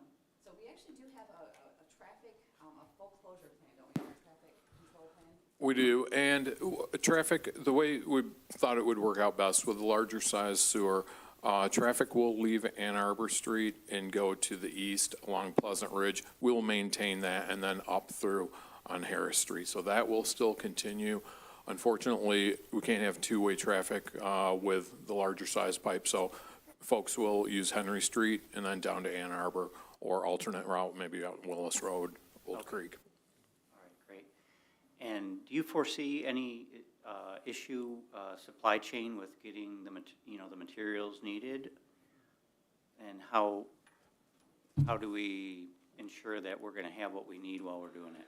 Fonson did say that they, as soon as it is acted on, if it is tonight, they will be ordering that tomorrow, because we are seeing just a lot of the bids that we've seen on other projects, material shortage is a reality, and the costs are reflecting that. So the reinforced concrete pipe is one of the better ones.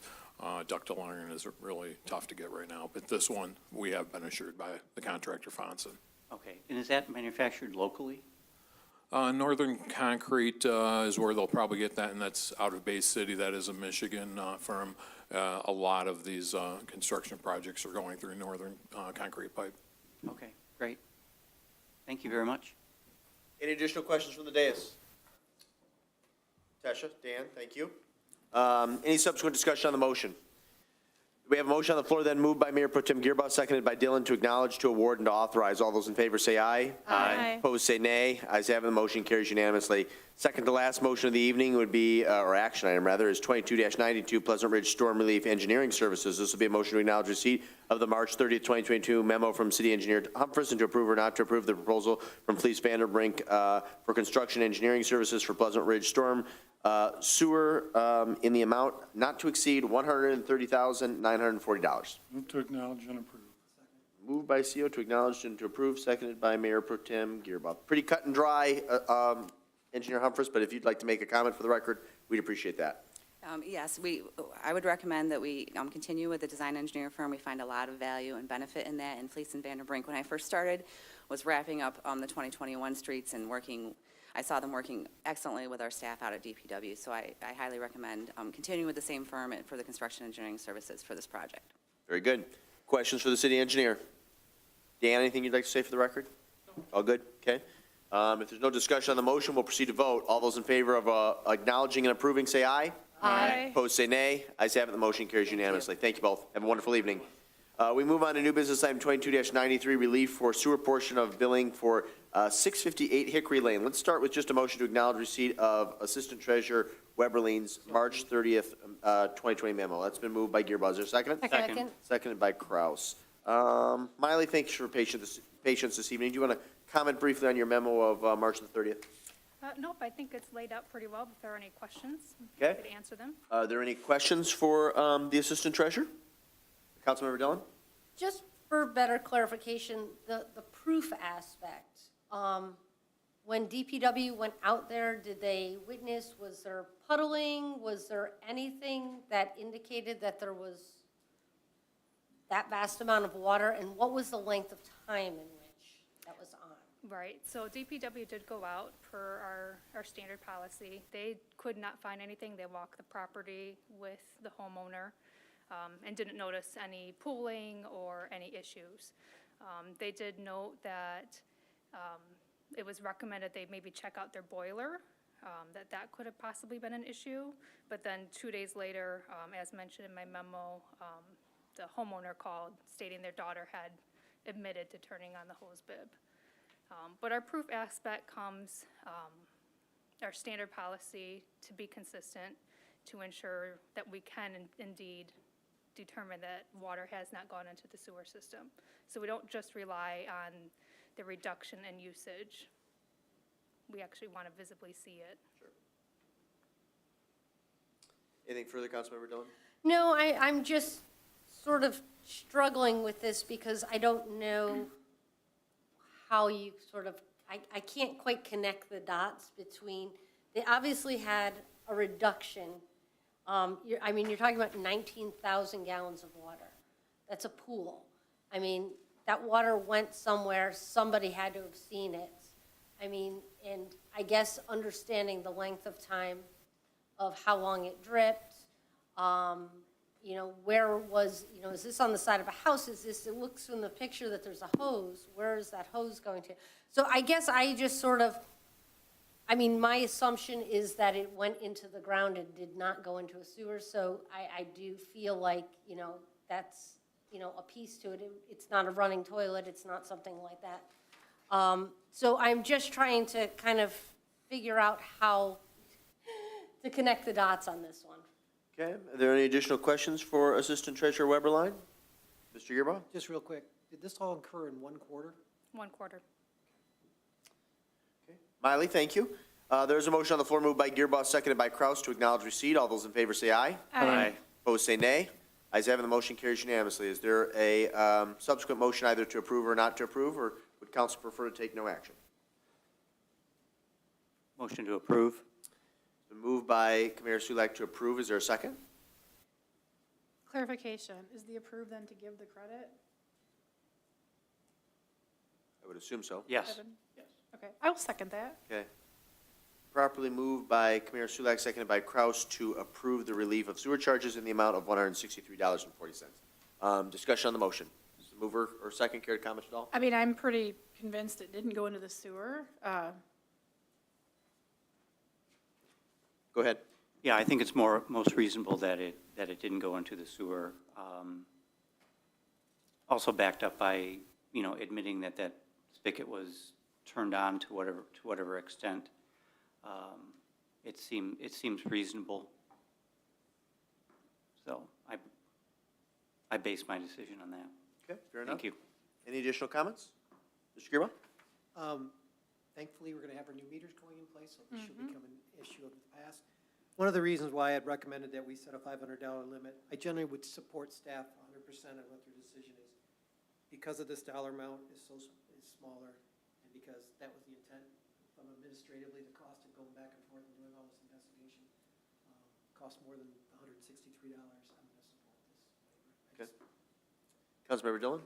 So, and maybe Director Searles would be able to better answer just, what is the likelihood that you had a drip of 19,000 gallons over a 3-month period? What does that look like? With a typical 5/8 garden hose, it would be very easy to get to that point. To speak on whether or not we had proof that it went in the sewer, of course, we don't have definitive proof, but if that much water is running out to the road, which it would have to get to the road surface to get into the sewer, we would have gotten called. Someone would have thought there was a water main break. So it's very likely that it just dissipated into the ground. Thank you very much for that clarification. Fair enough. Any subsequent discussion? We have a motion on the floor, then moved by Commissioner Sulak, seconded by Kraus to approve. All those in favor say aye. Aye. Opposed say nay. Ayes have it, the motion carries unanimously. We move on to the discussion portion of our committee. I'll start to my left with Councilmember Delorco. Any commission, committee, or task force reports? None at this time. Easy enough. Mayor Pro Tem Gearba. No, we just sent out a report for the rec task force to council review, and the historic properties one will be coming out in the next week to review for the meeting on the 25th of April. Very good. Councilmember Dillon? No, meetings are upcoming. Okay, Mr. Seal? Not at this time. Councilmember Commissioner Sulak? Yes, the Saline Youth Council, we've had proud to announce the 2022 Youth of the Year Award, and that will be presented to Blake Coy, and it will be at the Chamber of Commerce's presentation awards for all Saline salutes, and that is on April 14th at 5:30. So we're really happy to have a Youth of the Year award this year, and to be able to celebrate that and all the major awards to citizens in Saline. Very good. Councilmember Kraus, any committee, commissioner, task force reports? Not at this time. Easy enough? I'll get you, just let me, you can do it when we do reports and other announcements, Mr. Gearba. Mr. Delorco, any reports or other announcements? Mr. Gearba? I'm sorry, I thought we met before the last meeting. Planning Commission, we did discuss the first marijuana medical provision center as a site plan at the council meeting, at the Planning Commission the last time. It was postponed depending on some additional information from MDOT and conditions. It was regarding the possible transformation of Mickey's Dairy Twist into our very first provisional medicinal facility. Very good. Any other reports or announcements? Nope. Councilmember Dillon? No, I don't. Mr. Seal? No, Your Honor. Mr. Commissioner Sulak? Nothing further. Councilmember Kraus? And just for the public's benefit, the sale of Lot 20A was originally on tonight's agenda and got pulled. It is my understanding that that is likely to reappear as an enumerated action item at our next regular meeting on the 18th. The last item for discussion is backlog permits. I think Councilmember Dillon requested an update on this. City Manager O'Toole, can I yield the floor to you? Yes. I had an opportunity to connect with building inspector Steve Masiag. He did provide me with some additional information on where we are with managing those backlogs. I anticipate having a more formal report. I won't kind of go through all the individual numbers of where we are now, but as you recall, council did authorize that we begin to work down those backlogs. We're down now about 1,500 from the original 2,600 that we had. So that leaves just over 1,100 still left to work through. And this did cover a 20-year period from 1999 to 2018. So that is why there are some residents who are receiving notices from, I believe the one that Councilmember Dillon shared with me, 2008, regarding 1998. Okay, 1998, regarding. Well, that one's actually even a little earlier than we had originally kind of given them the time frame to look at. But that is why residents are receiving these notices. As you can tell, we're starting to get to the much further back ones now. Really, it's just a procedural process that we need to go through to formally close these out in our system. So if residents do receive those notices, please call our line. You're not in any trouble. There's not any additional fees that are associated with. We just need to, in some cases, perform an inspection or know whether the work actually ever occurred. And let me say this, and I think I've said this previously. These are my opinions. They may or may not reflect those of my colleagues. I consider it embarrassing that a lot of these issues were not resolved or closed out decades in the past. Be that as it may, I'm not responsible for what did or didn't happen in 1998. I am responsible if I know the information today and do nothing about it, which is why it's important that we approve this initiative, because we want to ensure that the folks who work in our businesses or live in our homes and apartments are safe. So it's in your interest to follow up and connect with the consultant at Carlisle Wortman. And city manager, correct me if I'm wrong. Of course, if anybody has questions or concerns, they can reach out to your office, the assistant city manager, or perhaps what would be more effective would be to go directly to the community development department. Absolutely. Certainly, and, you know, I am pleased to share, we do have a new community development director who'll be joining us. He's in the process of relocating, so mid-May, we should have him in office. But in the meantime, either myself or Assistant City Manager Gashman would be happy to answer any questions that individuals have regarding these notices. Very good. Councilmember Dillon, is there anything you'd like to add? I want to just say thank you very much. I would love to see PR generalists maybe making a public statement that we can put out there so that people are just very confused when they're getting these, and all of a sudden this panic sets in of, oh my God, I've been living in a house for 10 years and my furnace was never inspected.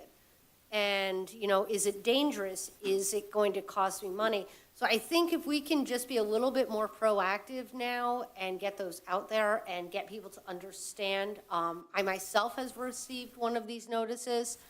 And it is a little bit alarming because I had work done at my house and there was an inspection done. And so I'm like, well, they're sending this in error. Well, sometimes there's more than one inspection that needs to be done. And I think that's a piece to this puzzle that we have to work on, of how to have homeowners understand that, you know, just because you have an electrical doesn't mean that it forgoes a mechanical, or vice versa, or however that works. And making sure that maybe there's a way in which contractors are held liable to where they cannot keep asking for permits when they have open permits that they're not addressing at this point. Because we can't keep putting that onus on innocent homeowners. Okay. There's nothing further. Mr. Gearbaum? Just one, we have corrected this situation and currently are up to date on how we handle corrective management tool. Well, I won't say that every single permit has had an inspection, because obviously there are still instances where perhaps a permit is requested or issued and the individual contractor doesn't follow through. So they're still going through our process of receiving those notices, or the work wasn't completed as the permit entailed that it would be.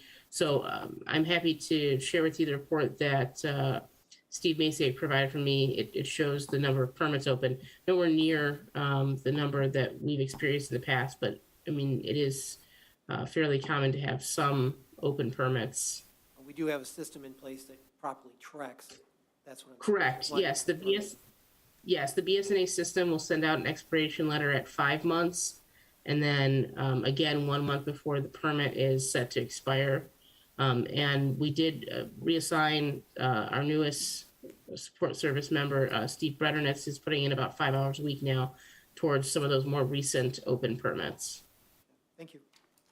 Mr. Commander Sulek? Yes, that reminds me, is there any update on the Thorncrest apartments, on their, on the state of disrepair and getting them up to comply? I would have to defer to answering that question maybe for you tomorrow when I have a chance to connect with our code enforcement officer.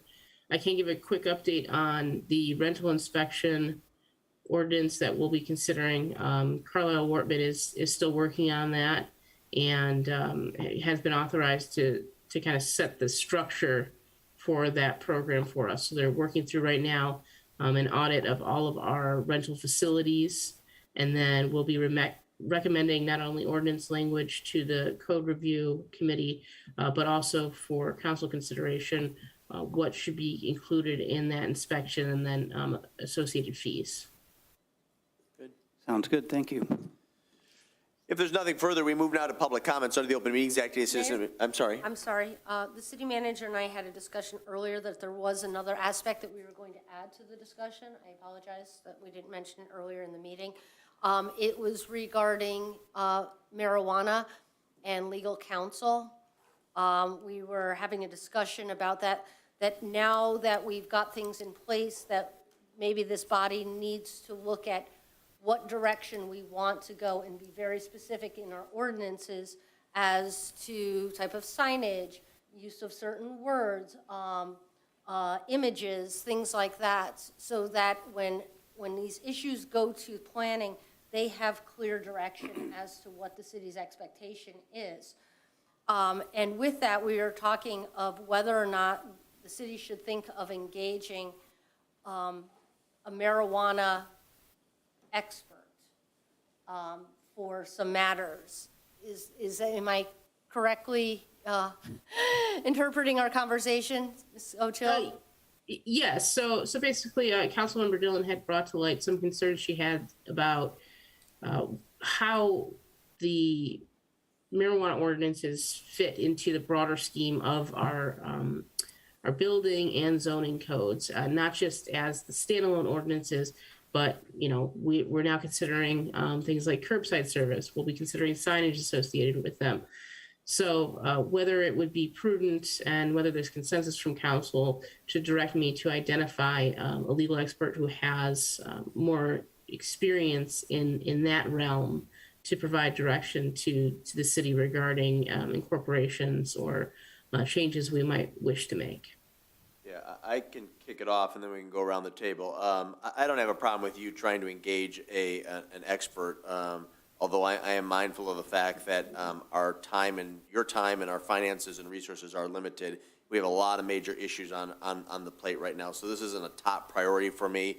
But if you can find time in your schedule to identify somebody and come back and potentially have council engage their services, I don't have an objection to that. Councilmember Kraus?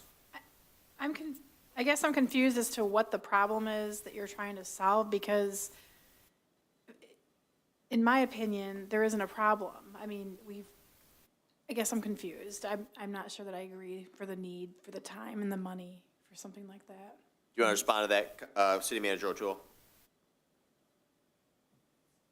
Certainly. I mean, the problem that's been articulated to me is we have marijuana ordinances that establish where facilities can be located and the nature of those facilities and how to go through the permitting.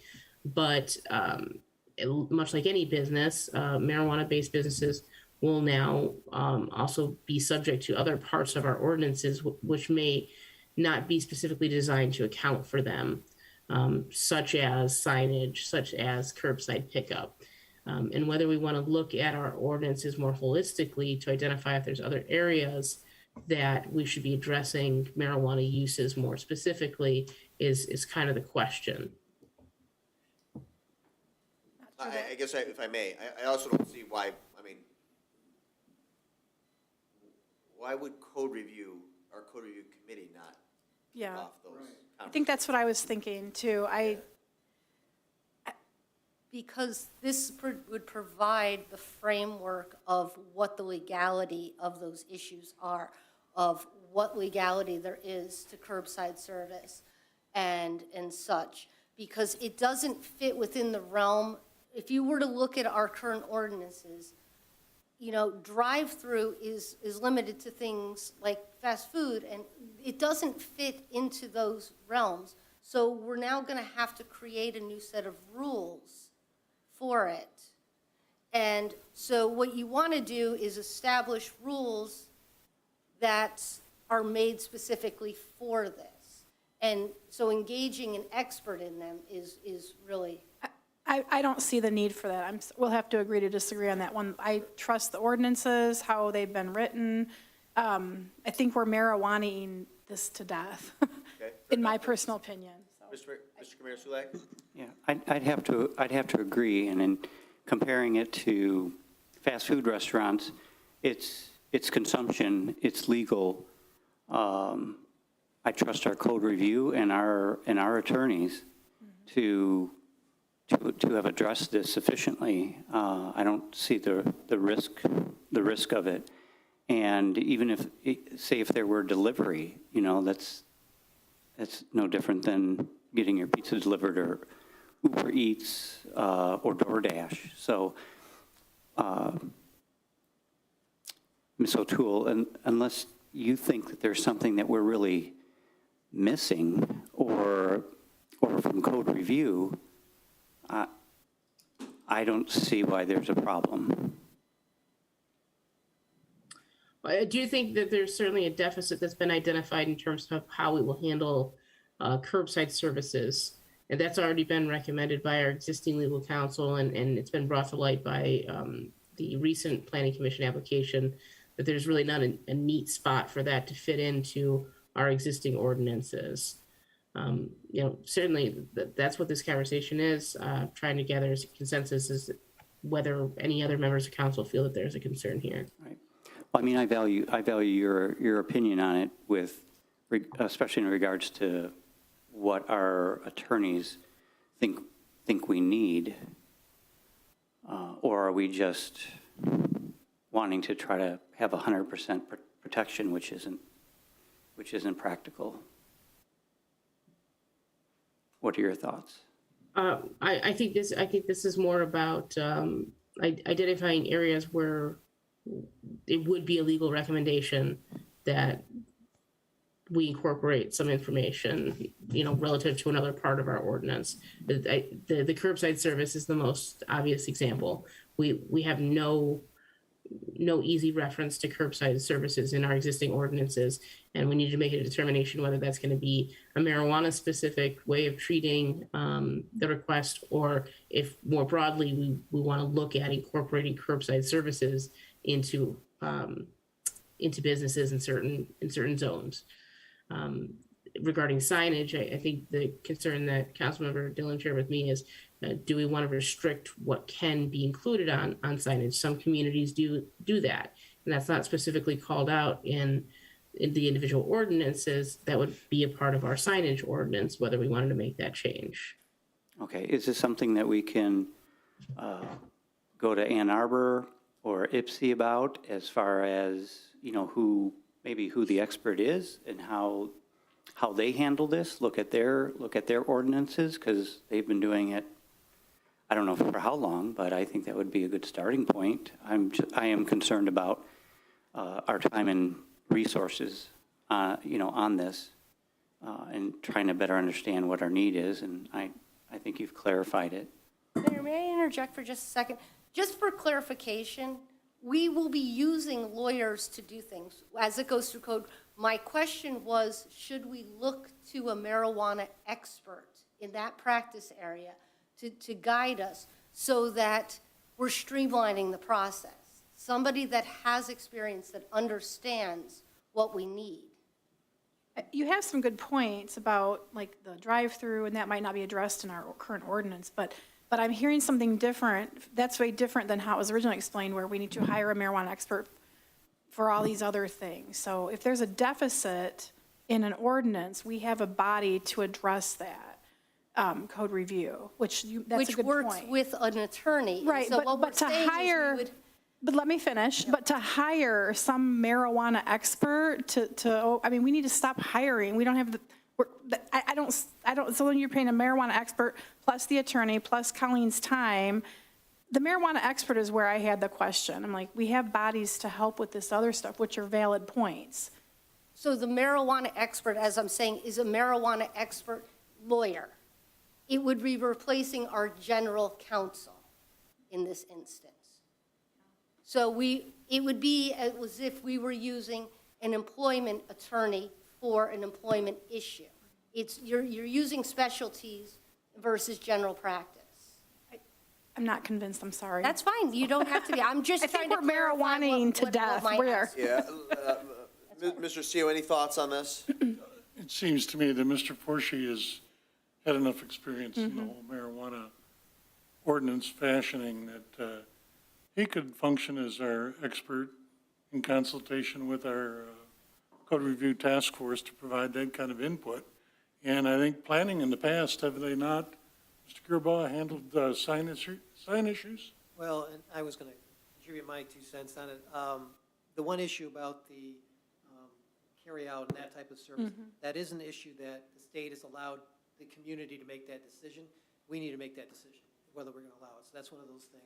And there's a couple other items I think that are like that. So we had that issue with co-location and those, so there might be a couple other items that need to be ironed out. As it comes to signage, there is a whole thing going on right now in the Supreme Court that we've postponed anything that we're gonna do with signage as a result of content. There may be a ruling that says you cannot do anything about content. Yep. And that you can co-locate signs and all this other stuff. So at this point, we just need to wait until that's done for the signage aspect. So there's a couple of these things that overlap with our already existing issues in the planning commission. I agree, I think our code enforcement group should be the ones that should address this. I don't know if we need an expert at this point. That would be another just layer to it. If there's issues that we know that are consistent in other communities, especially if there's concerns with, the issue between medical versus recreational and checking for IDs and age limits and that kind of stuff, that we need to talk about. But I don't know if we really need to bring in a whole expert on it. I don't know any other community that's done it. So from my perspective, I think there's those items as you mentioned, Jack. Mr. Mayor, we did have an attorney who came to talk to us when I was chairing that task force for consideration of the medical marijuana ordinance. He proclaimed himself a medical marijuana expert attorney. What his basis for doing that was, I have no idea. We had him in here for the sake of whatever input he could provide, but I knew of no way to vet him for That's the other. his expertise. And I'll admit, there was confusion at the last planning commission when we were discussing site plan versus the special use and all those aspects of whether or not one could basically have conditions on it that don't necessarily run with the site plan but are part of the special use. And so those are the type of things where you start asking, should they be part of our ordinance? And likely they should be. So that kind of confusion did come about, and I don't know, like you said, if there is an expert of that type of nature, that bringing them on board to get a little more clarification would help, or if Tom is satisfactory enough to provide that information. I'm not so sure members of this council necessarily feel Tom is the best expert in certain things, so just from my observations. Okay, anything else you'd like to share, Ms. Dillon? Yeah, I just want to clarify because there seems to be this error about the expert piece. What I'm referring to, again, I will reiterate this, is an attorney whose practice specializes in marijuana law. There are a few that there is actually an attorney in which the city had previously engaged who is known to really know this area. And I think that it would benefit the city because there's only one bite at the apple at this. Once we start granting special land uses and stuff, that's there forever. And so we need to make sure that we've established things the way we want them to be. This is not a reduction of removing anything that we've done as far as the ordinance. It is enhancing it so that as we move forward, we are all under the same understanding and that we are not making exceptions to rules to where we are then being sued. Okay. Councilmember DelOrco, do you have a perspective on this? Excuse me. Yeah, through working with the Code Review Committee and our General Counsel, Mr. Forshe, through Dickinson Wright, there has been a learning curve, I will admit. There have been things that Tom needed to go back and get further clarification on, and it's been a work in progress. But as a team, as a group of people, and as Tom is willing to go do further research, we've been able to navigate the landscape of some of those issues that have come up. It's certainly feasible that we can figure this out on our own with our current council and that we can get to a place where we do feel our ordinances adequately address curbside service, drive-through. This is not insurmountable with the council that we have. So I would hate to hire more attorneys than we already have.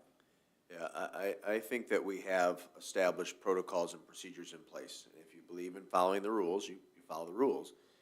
And the standard that we've established is that ordinance and policy revisions, additions, or even subtractions are first vetted and considered by the Code Review Committee, formerly Task Force, with the assistance of legal counsel and staff. So I would defer to them. I would empower Mr. DelOrco to make sure that these issues are discussed at your next meeting. Absolutely. And to report back out to City Council. Of course.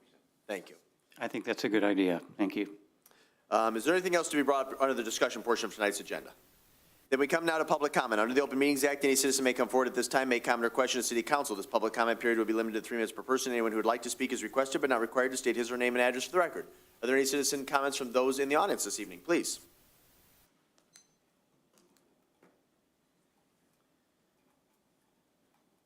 Hi, Ben Goodman. I live on the west side of town. I'm a little concerned about the Four Corners and putting up the square, umbrella square as it used to be. Number one, I don't trust in the results of the study. Number two, I also felt attacked tonight when Holly Andrews came up here and said that, you know, the people are complaining are the drivers. Well, yeah, we are complaining, but I'm also a parent of students that go to Saline area schools. I'm a potential buyer of a home. We're looking for homes in the city right now, and if we don't find one this year, we're going to be looking next year. I'm also an employee of the city school system, and there's a lot of things that were not considered or even mentioned tonight by anybody, and that is, number one, only one person talked about schools. Thank you, Ms. Dunn. Schools don't let out till June 10th. Ann Arbor Street is the main road that a lot of school buses go, and parents that have to drop off kids at both Pleasant Ridge and Heritage or the middle school, so forth. When you shut that down, we have to take other avenues to get to schools. Then this summer, you're going to be relining and doing the water main plus the milling and repaving of Michigan Avenue. And then in the fall, right when school starts, you're talking about doing a project on Maple Road, which is going to shut off your middle school. So now all your school traffic is going to have to go up Ann Arbor Street or one of the side roads and get on Tebow to get into the middle school. You can't have that open during school year. You just can't. It's not feasible for the families that are dropping kids off that can't take the bus. It's just not feasible at all. Then you have just the emptiness of it. A lot of nights during the week, it's empty. You know, when I was doing a lot of filming last summer, I went out on numerous nights. Maybe one person sitting out there in the area. Most people were either on the sidewalk or in the restaurants. I don't see it being any different this summer either. Those that want to go inside and eat are going to go in and eat. Those that don't want to go and eat aren't going to go in and eat. It's not going to change with, you know, whether COVID's here or not, whatever your opinion is that. But we need to consider that. We need to consider the parents that drive their kids to school and these potential projects that are coming along. Please consider that. Bless you. Thank you, Ben. We appreciate those comments. And again, the issue will be revisited at our next regular meeting on the 18th. Are there any additional citizen comments from those in the audience this evening? Then I would defer to the city clerk. Clerk Roy, were there any comments received either during or before tonight's meeting in which the individual wanted their remarks read at this time? No, sir. Very good. Then please note our upcoming meetings. If there's no additional business to come before Saline City Council, we'd like to convene into a abbreviated closed session, and it is my understanding that we will not reconvene at the conclusion of our closed session. This closed session would be to consider material exempt from discussion or disclosure by federal state statute, in particular for the purpose of discussing the city manager's performance evaluation and contract at the request of the individual. Is there a motion to convene into closed session at 9:53 p.m.? So moved. Moved by Kraus. Was that a second by CO or Kamara Sulak? Seconded by Kamara Sulak. The clerk will please call the roll. You're muted, Terry. Yep. Sorry. Councilmember CO? Yes. Councilmember Kraus? Yes. Councilmember Kamara Sulak? Yes. Councilmember Dillon? Yes. Mayor Pro Tem Guerra? Yes. Councilmember Del Orco? Yes. Mayor Morrow? Yes, we are convening into closed session at 9:54 p.m.